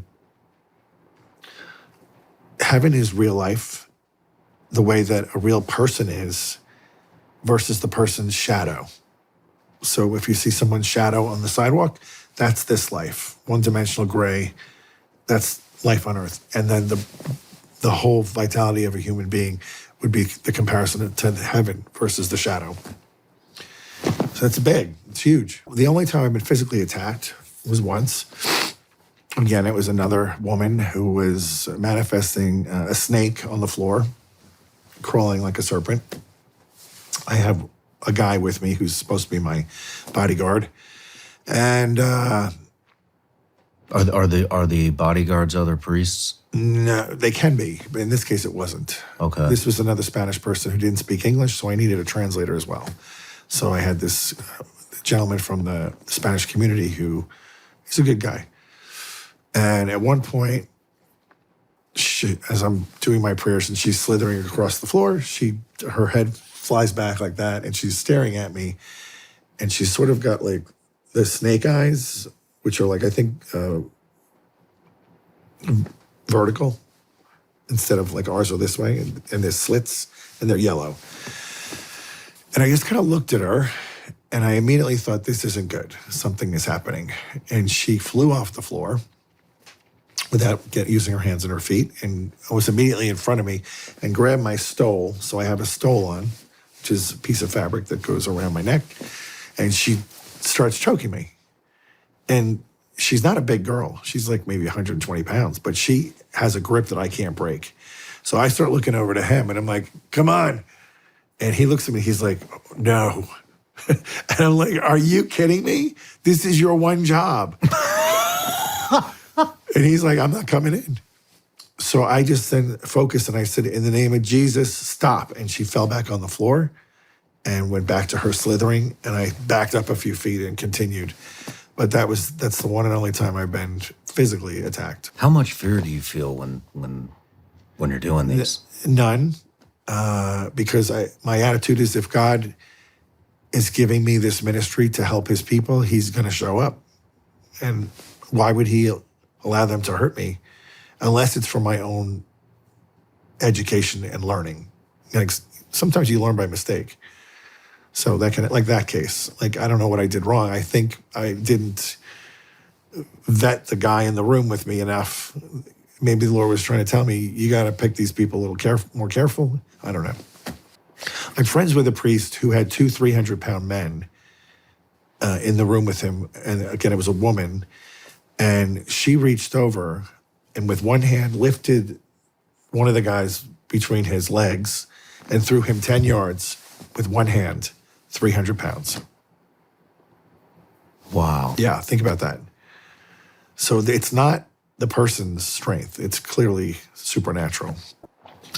When you get called to perform an exorcism, I mean, how does it happen? That's a great like question, a because 911 call, right? when I first started, I kind of had such a pity for these people, such a sorrow for what they're going through, that I would drop everything and just, that became, come today, we'll help you. Now, having said that, we never do exorcisms at night in the middle of the woods at somebody's home, which is like what the movies would have you think. Mm-hmm. It's in the church, usually in the chapel, at my discretion and during the day when there's daylight. We're going to tip the scale in my favor, my territory. But what I was doing was I was getting so caught up in these cases, and they were just coming in faster and faster, and I was just spinning my wheels. So I eventually talked to my mentor, and he goes, oh, no. He's going to wear you out just by sending you fake cases and cases that aren't even real, and people that are just there to just tie your time up and make you a big bag of exhaustion. Get on a process. So the process is somebody makes contact with me saying, I think I have a possessed person, or I am a possessed person. I say, okay, give me your email. I'm going to send you a spiritual intake form. Complete it and send it back to me. Step one. Now, sometimes the person is in such a state they can't do that. And I'm fine. Let your mother do it. Let your brother do it. Let somebody in your family do it. Then I look at it and I put them on a prayer protocol. If they're Catholic, I want them to come in and go to confession. If they're not Catholic, we will have other things we can do for them. And we get them praying and putting an order into their life because they're severely disordered. Like at this point, most of them don't have a job. Relationships have folded. They're sitting in their basement just all day long, like having their head spin with all these crazy thoughts. No, we're going to put order back. Order is from God. The demons don't like order. And so just by putting a routine in their life, a lot of times the demons start to back off. And then if they're doing the prayers as I ask them to, and then if they can go to confession, if they're Catholic, maybe 50% of the time that breaks whatever was with them off them and they're fine. The ones that need more help, then they come into me for an initial meeting on, what we're going to do for them. And I'll try doing deliverance prayers without the rite of exorcism. And if that helps them, and usually it does, then they're kind of set free, but they have to reconnect to God. And this is the point that a lot of people don't want to do. I don't want to go back to church. It's not my thing. Okay, but the person delivering you is Jesus. I'm just standing there in persona. If you're telling me you don't want to connect with him, then I'm not going to do the ministry because they're going to leave and come back worse when you don't reconnect with God, because you're no longer under his umbrella protection. If you're going to hang out over here and you don't come under his umbrella, I'm not doing the ministry because they're just going to whack you even harder when they come back. So we're done. Some of them will then say, okay, I'll go back, but they don't. And then I get another phone call in a month. It's worse. I go, I told you it would be worse. You didn't listen. Are you serious now? Yes, I'm serious. I'm going to go back to church. Okay, go back and then call me. And then we'll start. Because it's not magic, it's relationship. He's got the power. Like I said in the beginning, like we want to be his best friend. He wants to be our best friend. Like what a great deal. Like the author of salvation wants to be your best friend, the one who has all the power. This is the strong man, Jesus. Like why wouldn't you want to be his friend? And when we are his friend, we're protected. He kind of keeps things at bay and away from us until we go out straying and looking for those things ourselves. So that's a hard thing for people to understand. I had a woman who was so physically crippled by these spirits. She was hunched over like an old lady. She said, I'm not ready to go back to church. I go, all right, good luck. Call me when you're ready. Another 6 months she calls. She's practically, can't even move. She's so debilitated. So me and another exorcist went with me to her home. Since I already had met with her, I kind of knew she had a real problem. We brought a witness with us as well, a woman. It's always a woman if it's a woman who needs help. And I do the prayers, and she's completely set free. And she stands up, and she's fully erect as a normal person. She's not hunched over anymore. Her countenance is back. Like, she looks like she's peaceful, happy, smiling. Her eyes are bright. Like, it's a different person. And I'm like, how many years ago we should have been doing this, and you waited. But thank God you finally did it. But it can be all consuming. How do you determine if it's a possession or if it's a mental health issue? The Code of Canon Law says I have to have moral certitude. It's kind of a vague statement. So if they have supernatural strength, we know that's one. So if I see somebody, if I see somebody throw a 300-pound man with one hand, I'm like, that's not her. If they have a deep-seated aversion to things that are holy, that's another telltale sign. There's 3 of them. That's 2. The third one is if they have knowledge of things they could never know. So the most obvious cases that probably we've all seen, if you've been doing this long enough, is, you can get a 20-year-old person who has a fairly low degree of education, like they barely can read and write. And then suddenly during their deliverance prayers, they start screaming at me in Latin. And I'm just like, hold on. Pretty sure this little kid here doesn't know Latin or Greek or any other ancient language. So those would be big signs. For me personally, so like in my break room, the big water jugs, like I don't know how many gallons they are, 20, 30 gallon jugs. The water that I drink is holy water. So I make that holy water. It has the exorcism salt in it. So on the first time I meet an alleged victim, I bring them into the break room and I say, hey, it's hot outside. I'm going to grab some water. You want some water? They almost always say yes, because people are basically polite, even if they're afflicted, and they go to drink the water. If they immediately have a reaction to that water, I know this is real, because the person had no idea that was holy water. Probably wouldn't even know what holy water is half the time, because they're usually not Catholic. I had a girl take one sip and she passed out and fell down on the floor completely. I said, okay, bingo, we got one. Wow. So you can do things like this. I also will keep a pyx in my pocket. It's a little gold, I don't know what you'd call it. It's a little case made out of gold. And we put the Blessed Sacrament in there when we go to see the sick. And then when I'm ministering to that person, I open the pyx and I give them Holy Communion. They receive it. And that's what we carry around to bring communion to people.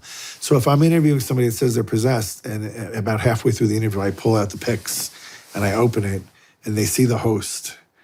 And then if they start raging and going crazy, I say, okay, you can relax, because that's an unconsecrated host. That's a piece of bread. So I think it's more of a psychological issue you're having, not demonic. Because the demon would know.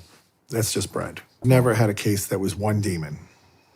They're multiple, and the higher up on the totem pole, the quieter they are. The lowest guy is always the one that does the talking until we can get to that top guy. What is the most you've seen? In terms of, I don't know, dozens. In one person? How do you?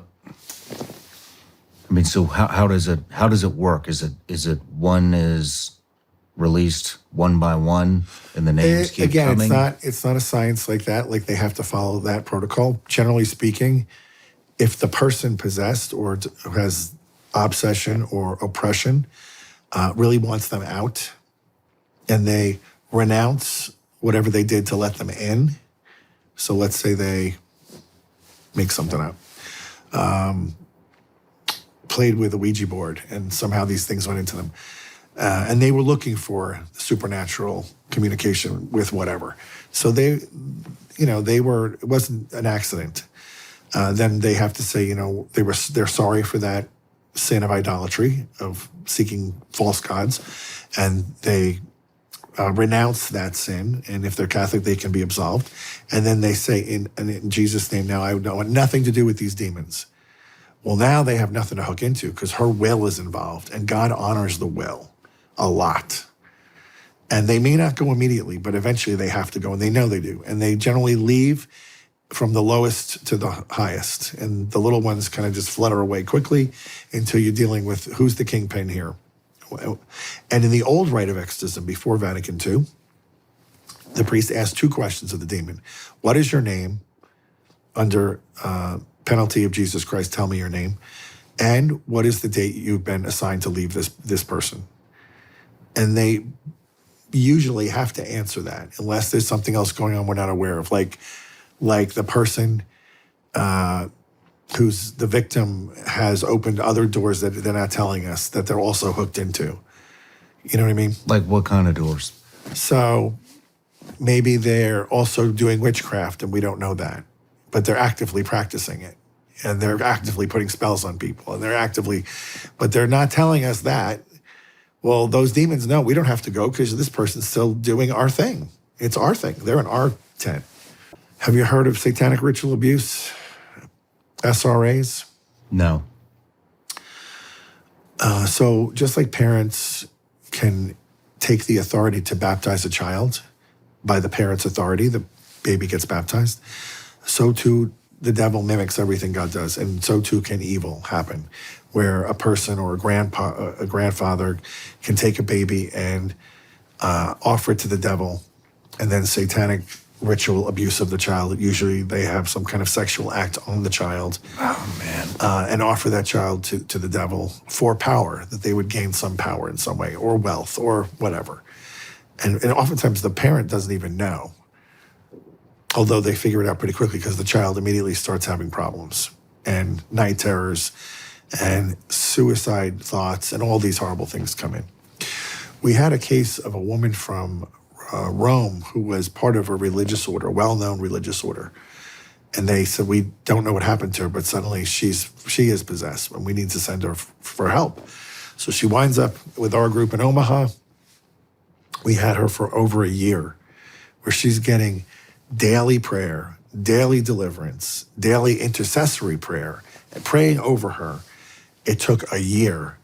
And it was only when we found out, because part of the process is there's teams that lift her up every day and ask the Lord, should we be praying for here? What has to go? And it kept coming back to a father figure in her life. So we finally called her family and said, look, there's something we don't know here. Did something happen to her as a baby? And then the mother said there was a family member who did something evil to her, some kind of satanic blood ceremony, and did consecrate her to the devil. And I'm like, I wasn't the lead on the case. It was my superior. It's kind of like, why do you think hiding that from us is going to help your daughter? Like, why wouldn't you just come clean? It wasn't you. But they're so embarrassed and ashamed that they hid it. So once we understood what we were dealing with, we had to go back to take her back through her time as an infant and walk her through the process of when the evil is happening, that God was still watching over her and looking for her day of deliverance that was coming now. And when she took that healing, when she embraced the healing and the love, then the thing left.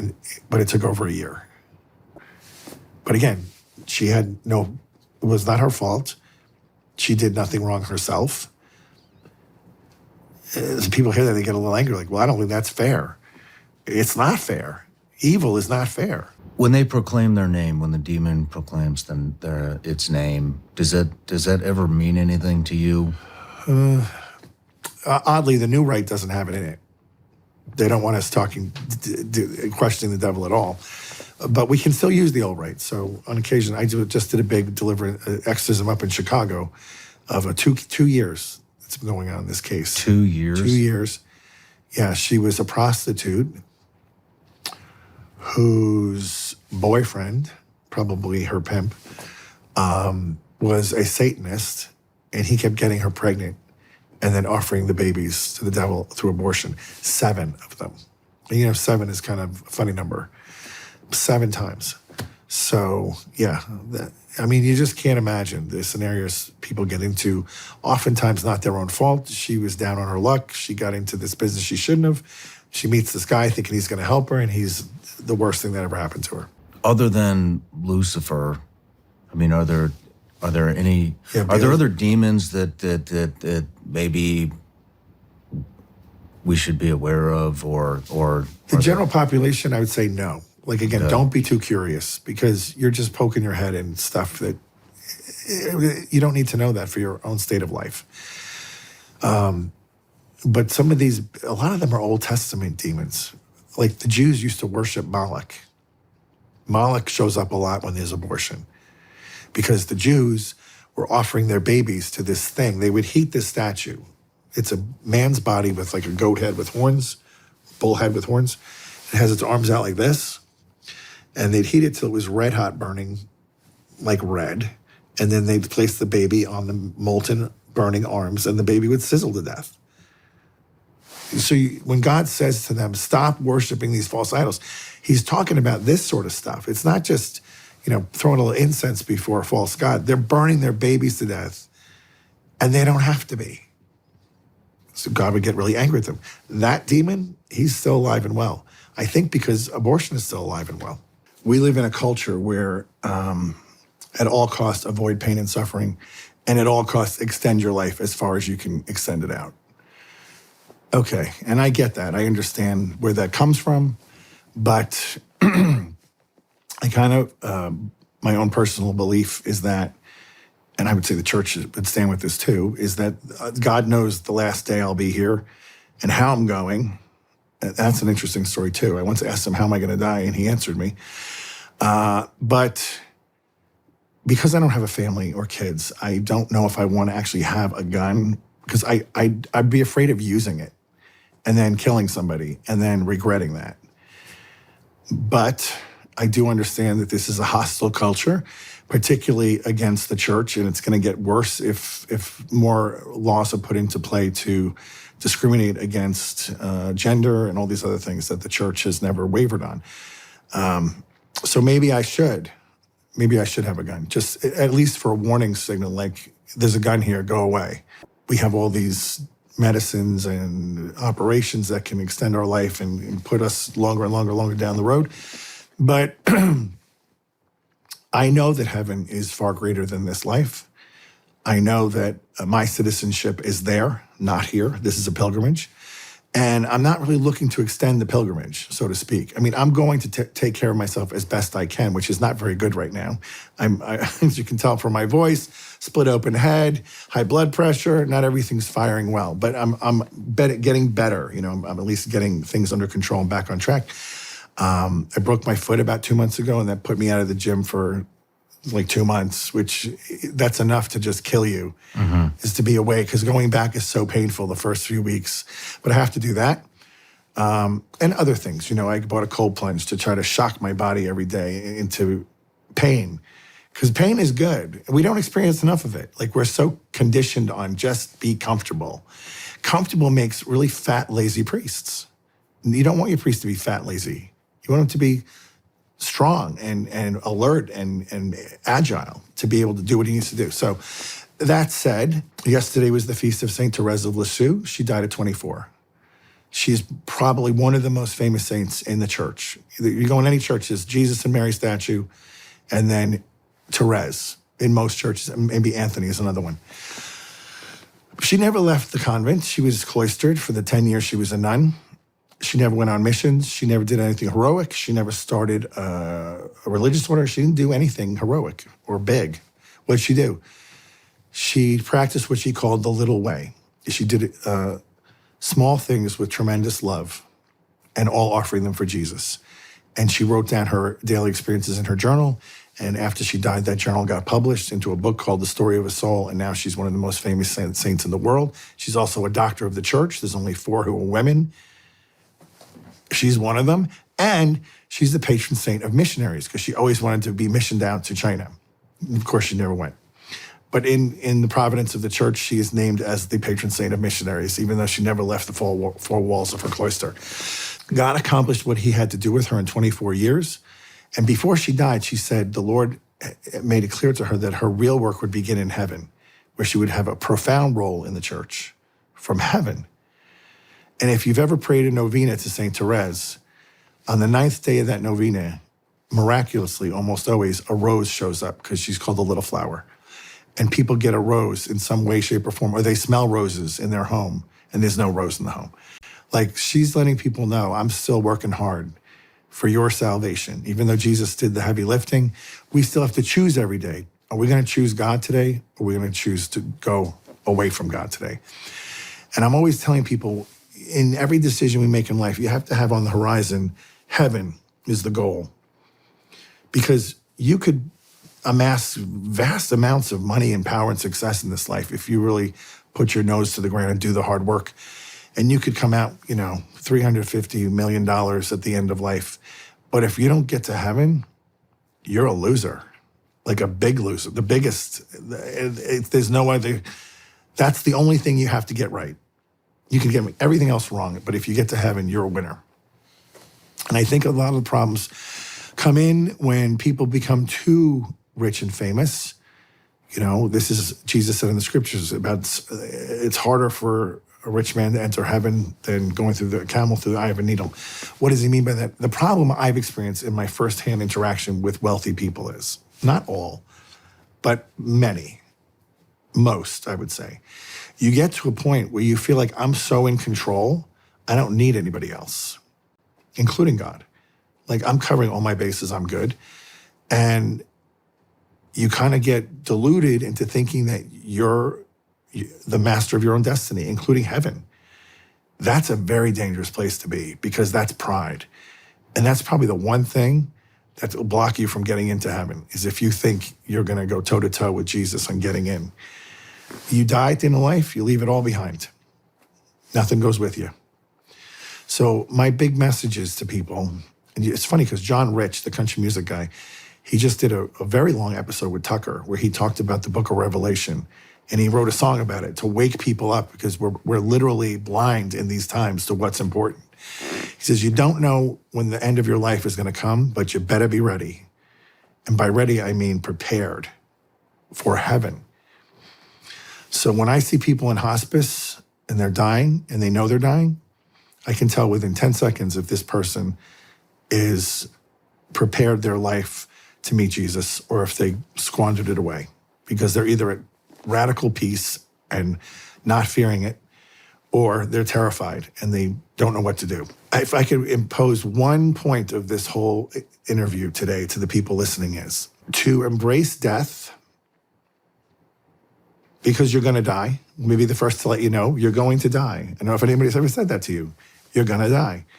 Some people go through life not knowing that, or they deceive themselves and think, I'm never going to think about it, because if I can just put it off long enough, maybe I'll somehow skirt it in some way. I don't know what they're thinking.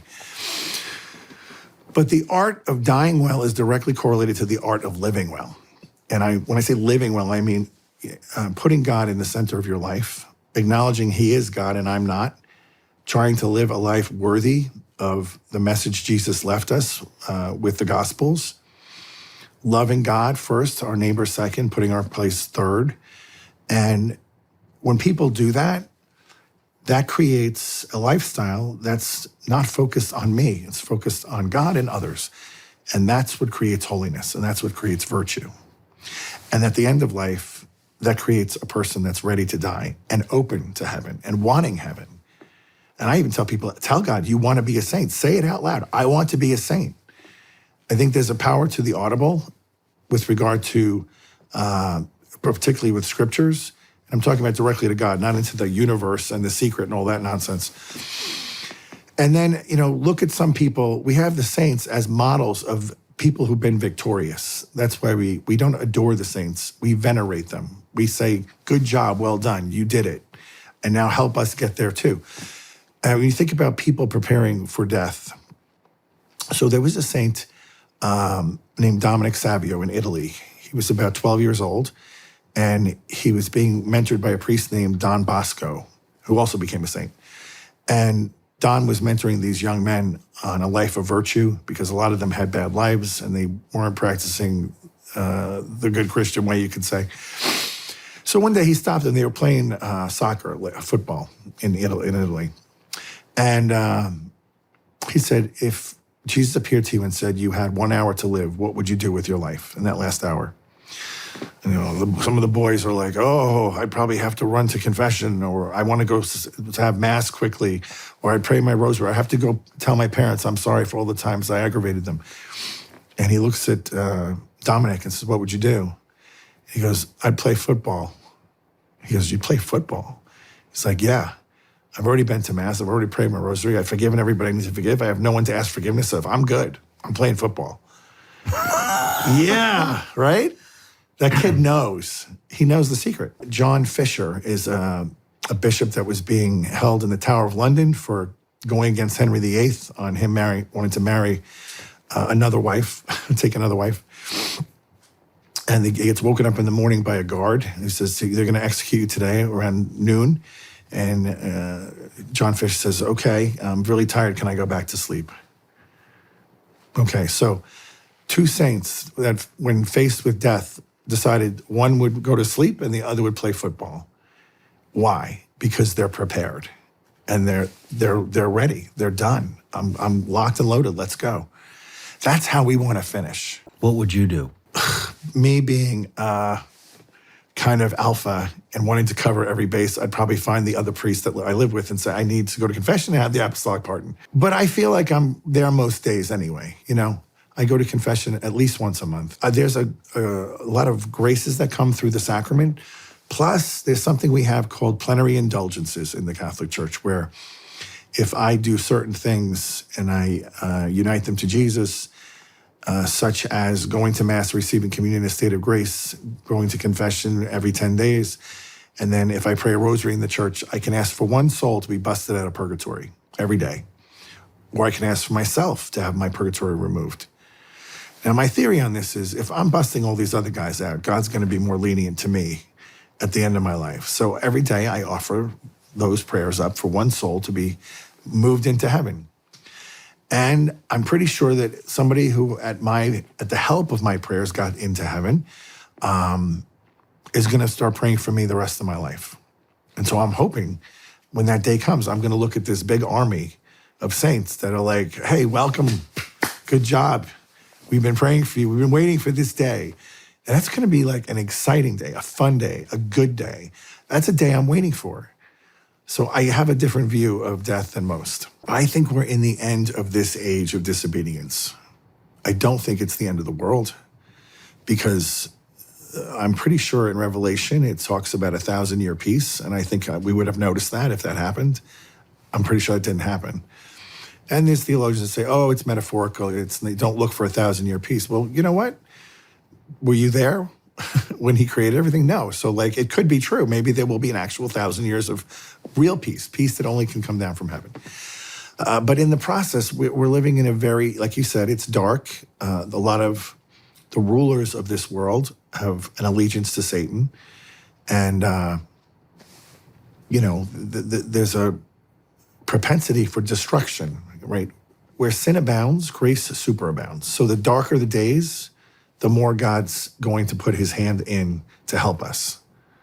And that's really good news, because if you want to be a saint and you're living in times of peace, it's a lot harder and longer to become that saint. If you're in the darkest of days, you just put your hand up and say, Lord, I want to be a saint. And there's a funnel in heaven that's going to come over you and go whoosh. And they're going to advance you in holiness very quickly because of the days we live in. And that might be the quickening that you're feeling in this transformation that's happening in your life. Or in my own, I'm seeing things I never used to see on a regular basis, of when God is working these miracles and doing things that I'm just I just step back amazed. I'm like, wow, I didn't see that coming. And the more you see the exorcisms go up in number, means the enemy is getting more riled up. Ever since COVID, they've been multiplying. Really? Oh, yeah. Well, take away the sacraments, close the churches, and tell people to sit home idle all day doing bad things. What are you going to get? That was a big mistake. And the cases take longer to get the demons out. So we used to have a lot of them would be one and done. So it's, one session, they're gone. Now it's 2, 3, 4, 5 times, which I have to, put on a calendar, weigh out several weeks between them because I have other things I do. And then the new cases come in and they're piling up. So it's not a good situation. In Italy, they have pop-up exorcism booths. Well, I mean, there's a lot of signs that the Lord said we could look to. If you go to Revelation or the book of Daniel or even chapters in Matthew, he talks about these end days, but I'm not sure it's all the end of time. We had 2,000 years of, before Jesus came, of God tapping the Israelites and making them his people. And that was really, when we read through those scriptures, it's really God the Father who's speaking to them. And then Jesus comes, and we've had 2,000 years of focus on Jesus, rightly so. But we haven't had a period that's focused on the Holy Spirit, who is an equal member of the Trinity. And I feel like this age of the Holy Spirit is coming, when God's going to crush the evil forces that are really derailing mankind in whatever way he wants. He's God, he can do whatever he wants. And then bring forth his Spirit on the planet in a way that would have everybody drawn into this great giant shalom of heaven, this great time of peace and flourishing in God's word. Imagine that. I mean, that'd be like heaven on earth. And that's, I think, that 1,000 years they talk about in the book of Revelation. And that would be amazing, because we'd never seen that. Like this place in Medjugorje, it's so grace-filled there that you can't help but feel joy and peace, and it's out-of-body experience. Why? I'd go, why does this happen over here? Well, first of all, everybody there is practicing Catholic and practice their faith deeply. Everybody going there is seeking to go deeper in their Catholic faith. And even the people that work in the shops, they're all participating. So they all go to Mass every day. They're all praying the rosary every day. And there's really no discontent there against the practice of that religion. So it's just an open pipeline of grace flooding this village. And you feel it when you walk in. You can't say that about Rome. Can't say that about Lourdes, Fatima, Guadalupe. No, because they're all in cities now that are partially Catholic, partially pagan, and even the Catholics aren't all practicing their faith. And so it limits the grace that goes into those places. When I was away from the faith all those years, I went over there because a friend invited me. And when I got there, I realized it's one of these holy places I really don't want to stay. But I stayed enough to go to bed that night because I was tired. And when I woke up in the morning, I had this overwhelming peace that I've never experienced prior, and only experienced really when I'm back there. And that's when I went looking for the priest to go to confession, because I said, I'm going to stay the whole week because it's amazing to be here. Like, I don't think you feel like this anywhere in the world. And it's natural, well, it's supernatural, but it's not a drug. It's real. It's like coming from heaven. So the funny thing is, I knew the confession was going to be pretty deep and dark. So I went looking for a priest before the Mass that was going to be kind of lenient and not judgy. And so I find this priest outside the church, and I call him Hollywood priest because he was like good-looking guy, strong, handsome, tan, and he's telling jokes to like these 10 women, and they're all laughing at his jokes, and he's smoking his cigarette. And like, that's the guy. He will not be harsh on me. And so I went to confession to him, and you heard the whole story. He absolved me, and then he said, I think you're going to be a priest. And I said, I don't know about that. But anyway, well, lo and behold, fast forward 19 years later, I go back to Medjugorje with a group, and we did an excursion outside of the village that day, about 20 kilometers away, to another parish that has a famous statue of Our Lady that we wanted to see. So we went down there. And when we pull up in the bus, the tour guide says, wait a minute here, the pastor wants to come out and greet you all. So we get out and we wait, and out comes this priest, and it's him. It's the priest I went to confession to, and I remember him because this was a life-changing moment for me. I'll never forget him and his face. But when he sees me, he looks up and he goes, oh, you became a priest. And I go, what? I go, you remember me? And he goes, yes, I've been praying for you every day. Are you serious? 19 years later. Wow. And wow. we went and had coffee, and he stopped smoking, had a heart attack. And, we both aged quite a bit in 20 years, but like only God can wrap those things up like that and let you know, like, not just for me, but for him, that he would know that his prayers paid off. Many times the Catholic holidays would come into existence and would be not just celebrating what they mean, which is the birth of Christ, but would also replace a pagan practice that was common for the pagans of that generation. So in the case of Easter, that was a time of springtime, and they had many celebrations to the gods of fertility to make sure that the animals were fertile and had lots of babies to make their farms grow and things like that. So yes, there was probably some, in some way that was meant to abolish the old thinking of the pagan ways and bring forth the new teaching. But the first and foremost is it was established for the purpose it was. Okay. This is the resurrection of Jesus.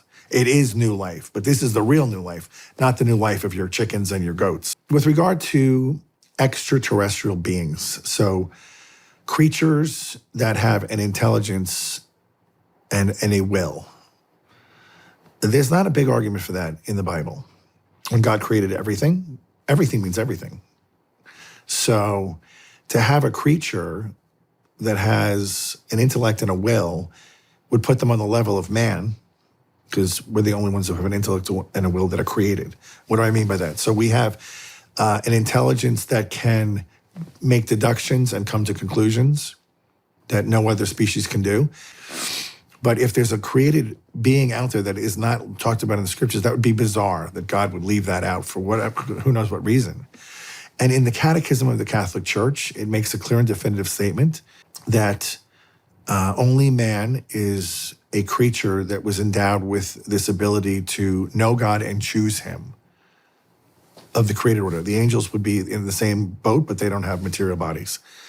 So once you say that, it rules out all other life forms that would have an intelligence. But they can inhabit life forms and look like creatures. Think about this. What would be the greatest hoax in the history of the world? And we've been building it up for 60, 70 years with the Star Wars. False flag alien invasion. Star Trek, all this stuff. And then finally one day, the president gets on TV and says, we're about to come clean. There is another life form that we have to introduce you to. Here it is. Mm-hmm. And they can speak English and communicate, and they look weird, and they have higher intelligence. Of course they will. They're demonic. And they say, we've come from another galaxy to let you know that you're getting off course and you need to make some adjustments if you want your world to survive.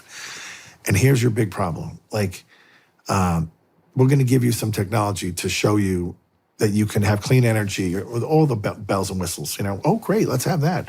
And then they drop this in. And by the way, there's many other ways to God, not just in the religions that you know.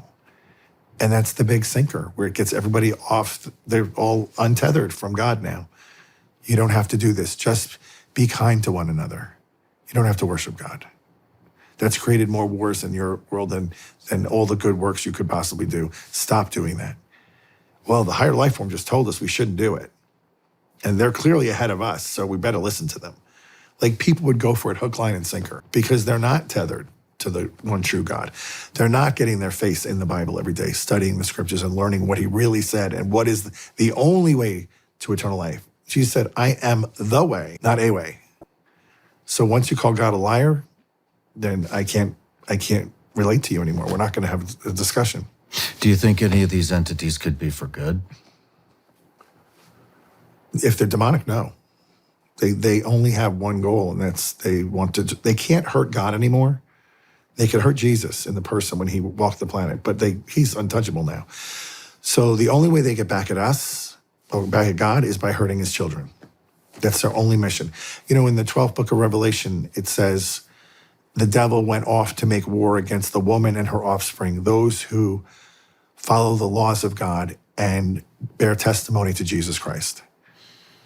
That's a very small population of the planet. Even among Christians, you know, as we've discussed, not everybody's following God's will, and not everybody's giving a testimony to Jesus. Where was he in the adolescent years where he is not in the Bible? There's like a period of time where he disappeared. He's in Nazareth. That's where he was raised. Okay. And yeah, we only know when he was 12, they lost him when they went up to the temple to worship, and they took him in a caravan. And it wasn't until like 2 days later they realized Mary thought he was with the men and Joseph thought he was with the women, and he was neither. But that's the only childhood scripture we have for him. The scriptures are given to us for the purpose of giving us a clear enlightenment on the way to heaven and I would say probably a lot of his childhood years, although probably interesting, don't have to do with the actual saving event of his passion, death, and resurrection.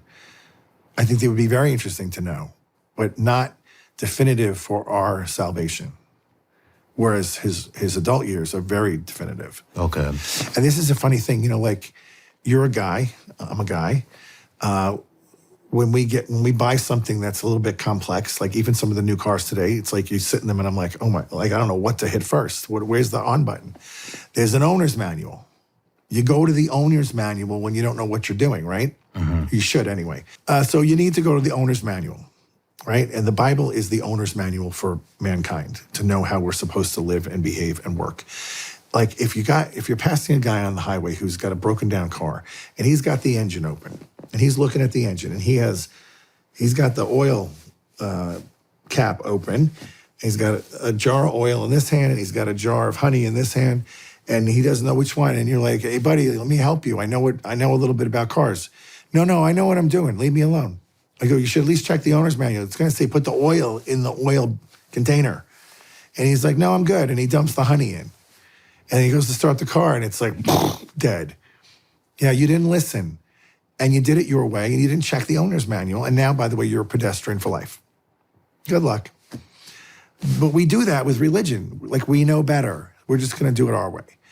And I wish people would go back to the scriptures. And then even better, if you can get somebody to kind of break them open for you. There's a lot of great theologians out there who can do that. Go through, Mike Schmitz is doing the 1 year through the Bible. He gives a little direction. It's enough. Like it would give us a better understanding of not just who God is, but when we understand who Jesus is, we know who we are. And if you don't know who you are, the world is going to redefine you the way they want to see you. And you're going to buy it. And they're going to get lost. You got to know who you are first. I have a lot of Bibles. I have a Catholic. The Catholic Bible has 7 books in it that the Protestant Bible doesn't have. Do you know Maccabees? No. Oh, Maccabees, man, will be your book. All right. Oh, man, these are warriors. I'll check it out. Warriors. And they will fight to the death for their faith and their country. There are a lot of people that think that the Bible will become solely digital and that... Terrible problem. And that things will begin to be pulled out of that. And so I know people that are stocking warehouses full of Bibles in preparation. I say it on my radio show at least once a month. Go get yourself a paper Bible printed by a reputable company and also a catechism of the church.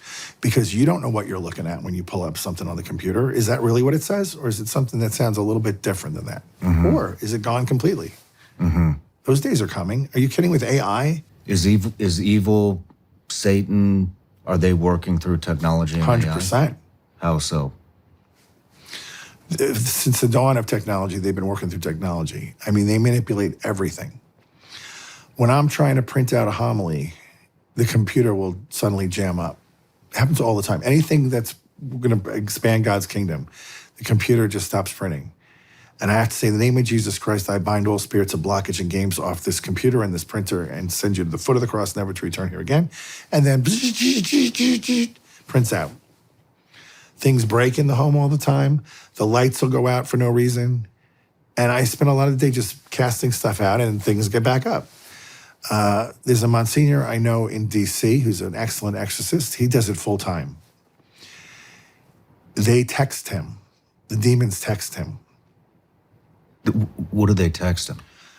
They send blasphemies. They say horrible things about Jesus and Mary. They talk about some of his cases. Like, this victim is never going to, they're ours forever. You can't have them. And they'll try to call that number on the phone, and it's a non-working number. Wow. Yeah, they do this. So imagine if they're doing that. Imagine the field day they could have with AI. You already don't know what's generating it. Yeah. It scares the hell out of me, to be honest with you, what that could develop into. Yeah. I mean, if these computers are actually learning, if they're learning and they're going to bypass humans, that doesn't pose well if they're being manipulated by a side that hates humanity. That's not good. You know, go back to that old movie, War Games. Like, that's got to be like 40 years old by now. But back in the day, you know, this kid could be playing a little computer game and suddenly he's tapped into like the nuclear codes and through a mistake is going to start a world war by accident. Well, it's a nice story with a precocious kid. But now imagine that these computer intelligence can go into anything, including the military, or another country that we don't trust. They send one missile, we're going to assume it's for our harm, and we're going to have to defend ourselves. Yeah, it is dangerous. Instagram is basically peddling envy. Twitter's peddling anger. And Facebook's basically just selling you. And for all those reasons, I don't like it. And particularly for the children. I worry so much for the teenagers and the up-and-coming teenagers, because if that's where you're going to get most of your information, it's mostly going to be false. And it's going to create, like, again, if you don't know who you are, and most teenagers don't know who they are yet, the world's going to redefine you. And it's going to tell you you're something you're not. And that you're not worthy, you're not good enough, you're not pretty enough, you're not smart enough, you're not wealthy enough. Oh, when I was a kid, we watched shows like The Brady Bunch and I Love Lucy. And although they weren't, exactly our lives, they were pretty close. Like, they lived in modest, the Brady Bunch house was supposed to be amazing in the day. It's really not that amazing. I Love Lucy, they had 2 bedrooms. But it wasn't like there was envy over their lifestyles. Like, we could relate to them. Mm-hmm. Like, we get it. Today, when the kids are watching TV, it's all these mega millionaires in their big mansions with their private boats and their yachts and their airplanes. And they turn off the program and they think, my life is terrible. I don't have anything. And it's really not true, because almost 2 billion people on the planet don't live in a home. They sleep outside and they have to scavenger for food and they don't have running water. Like, compare yourself to them.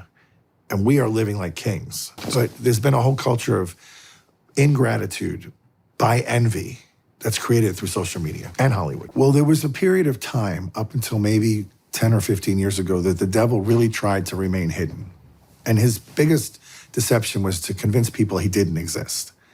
And that went on for a long time, where people were just like, oh, that's just not real, that's fake. Even the head of the Jesuit order right now, the current head, it was just a couple of years ago, he came out and said, the devil's not a real person. It's just it's an idea. It's not real. I'm sorry, Jesus didn't go into the desert and do battle with an idea. I think he was face to face with a man or a person. So even in, the highest levels of religious life in the world, who also from their community, we have a pope.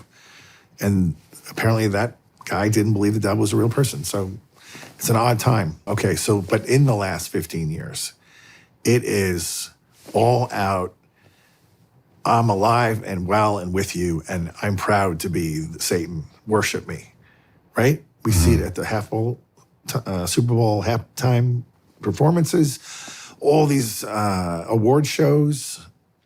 I mean, it's everywhere, and it's so blatant. And the concerts, pentagrams, upside down crucifixes, the Ouija board is everywhere. I was just in a city, the suburb of Pittsburgh. They go, just down the road is the largest Ouija board in the world. It's the whole roof of a hotel. And I'm like, I don't need to see that. But it's growing in popularity. People are getting, and we're coming up on the worst season of the year. So Halloween is the devil's holy day. That's his day. People get angry with me. They say, Father, it's just kids putting on costumes, trick-or-treating. No, not really, because you're really participating in his day. And why would you want to participate in anything that's giving glory to the devil? I had a couple of families in the last parish leave the school, withdrew from the school because we didn't have Halloween in the school. And I'm like, this is your hill you're going to die on, is Halloween? Like, you're not going to do well in what's coming in the future if this is your big thing. In New York City, where I'm from, there was an exorcist there when I was on Wall Street. After my conversion, I met with him. His name was Father James Labar, God rest his soul, pioneer exorcist of our day. And he told me that Halloween's the most dangerous season of the year for the homeless. And I'm like, well, why is that? Are they eating bad candy? What's going on here? He's like, no. They have these vans that come around and they tell the homeless they're going to take them to a shelter. They've got whole big meals set up for them and showers, and they can wash their clothes and all this. And a lot of them get in the vans and go. And then they tie them up and they hold them for the 31st. And then they sacrifice them on the evening of Halloween to the devil. And it's like a perfect crime because nobody's looking for them. I mean, it's a big deal. It's a real thing. There is a video on YouTube, which I'm shocked it hasn't been pulled down, because it's a guy about 20 years old who was raised in an occult family, and he was groomed to become the chief witch that was going to execute a girl on Halloween and offer her to the devil. And he went through with it, and he talks about it face to face with the interviewer, who's from some Christian network.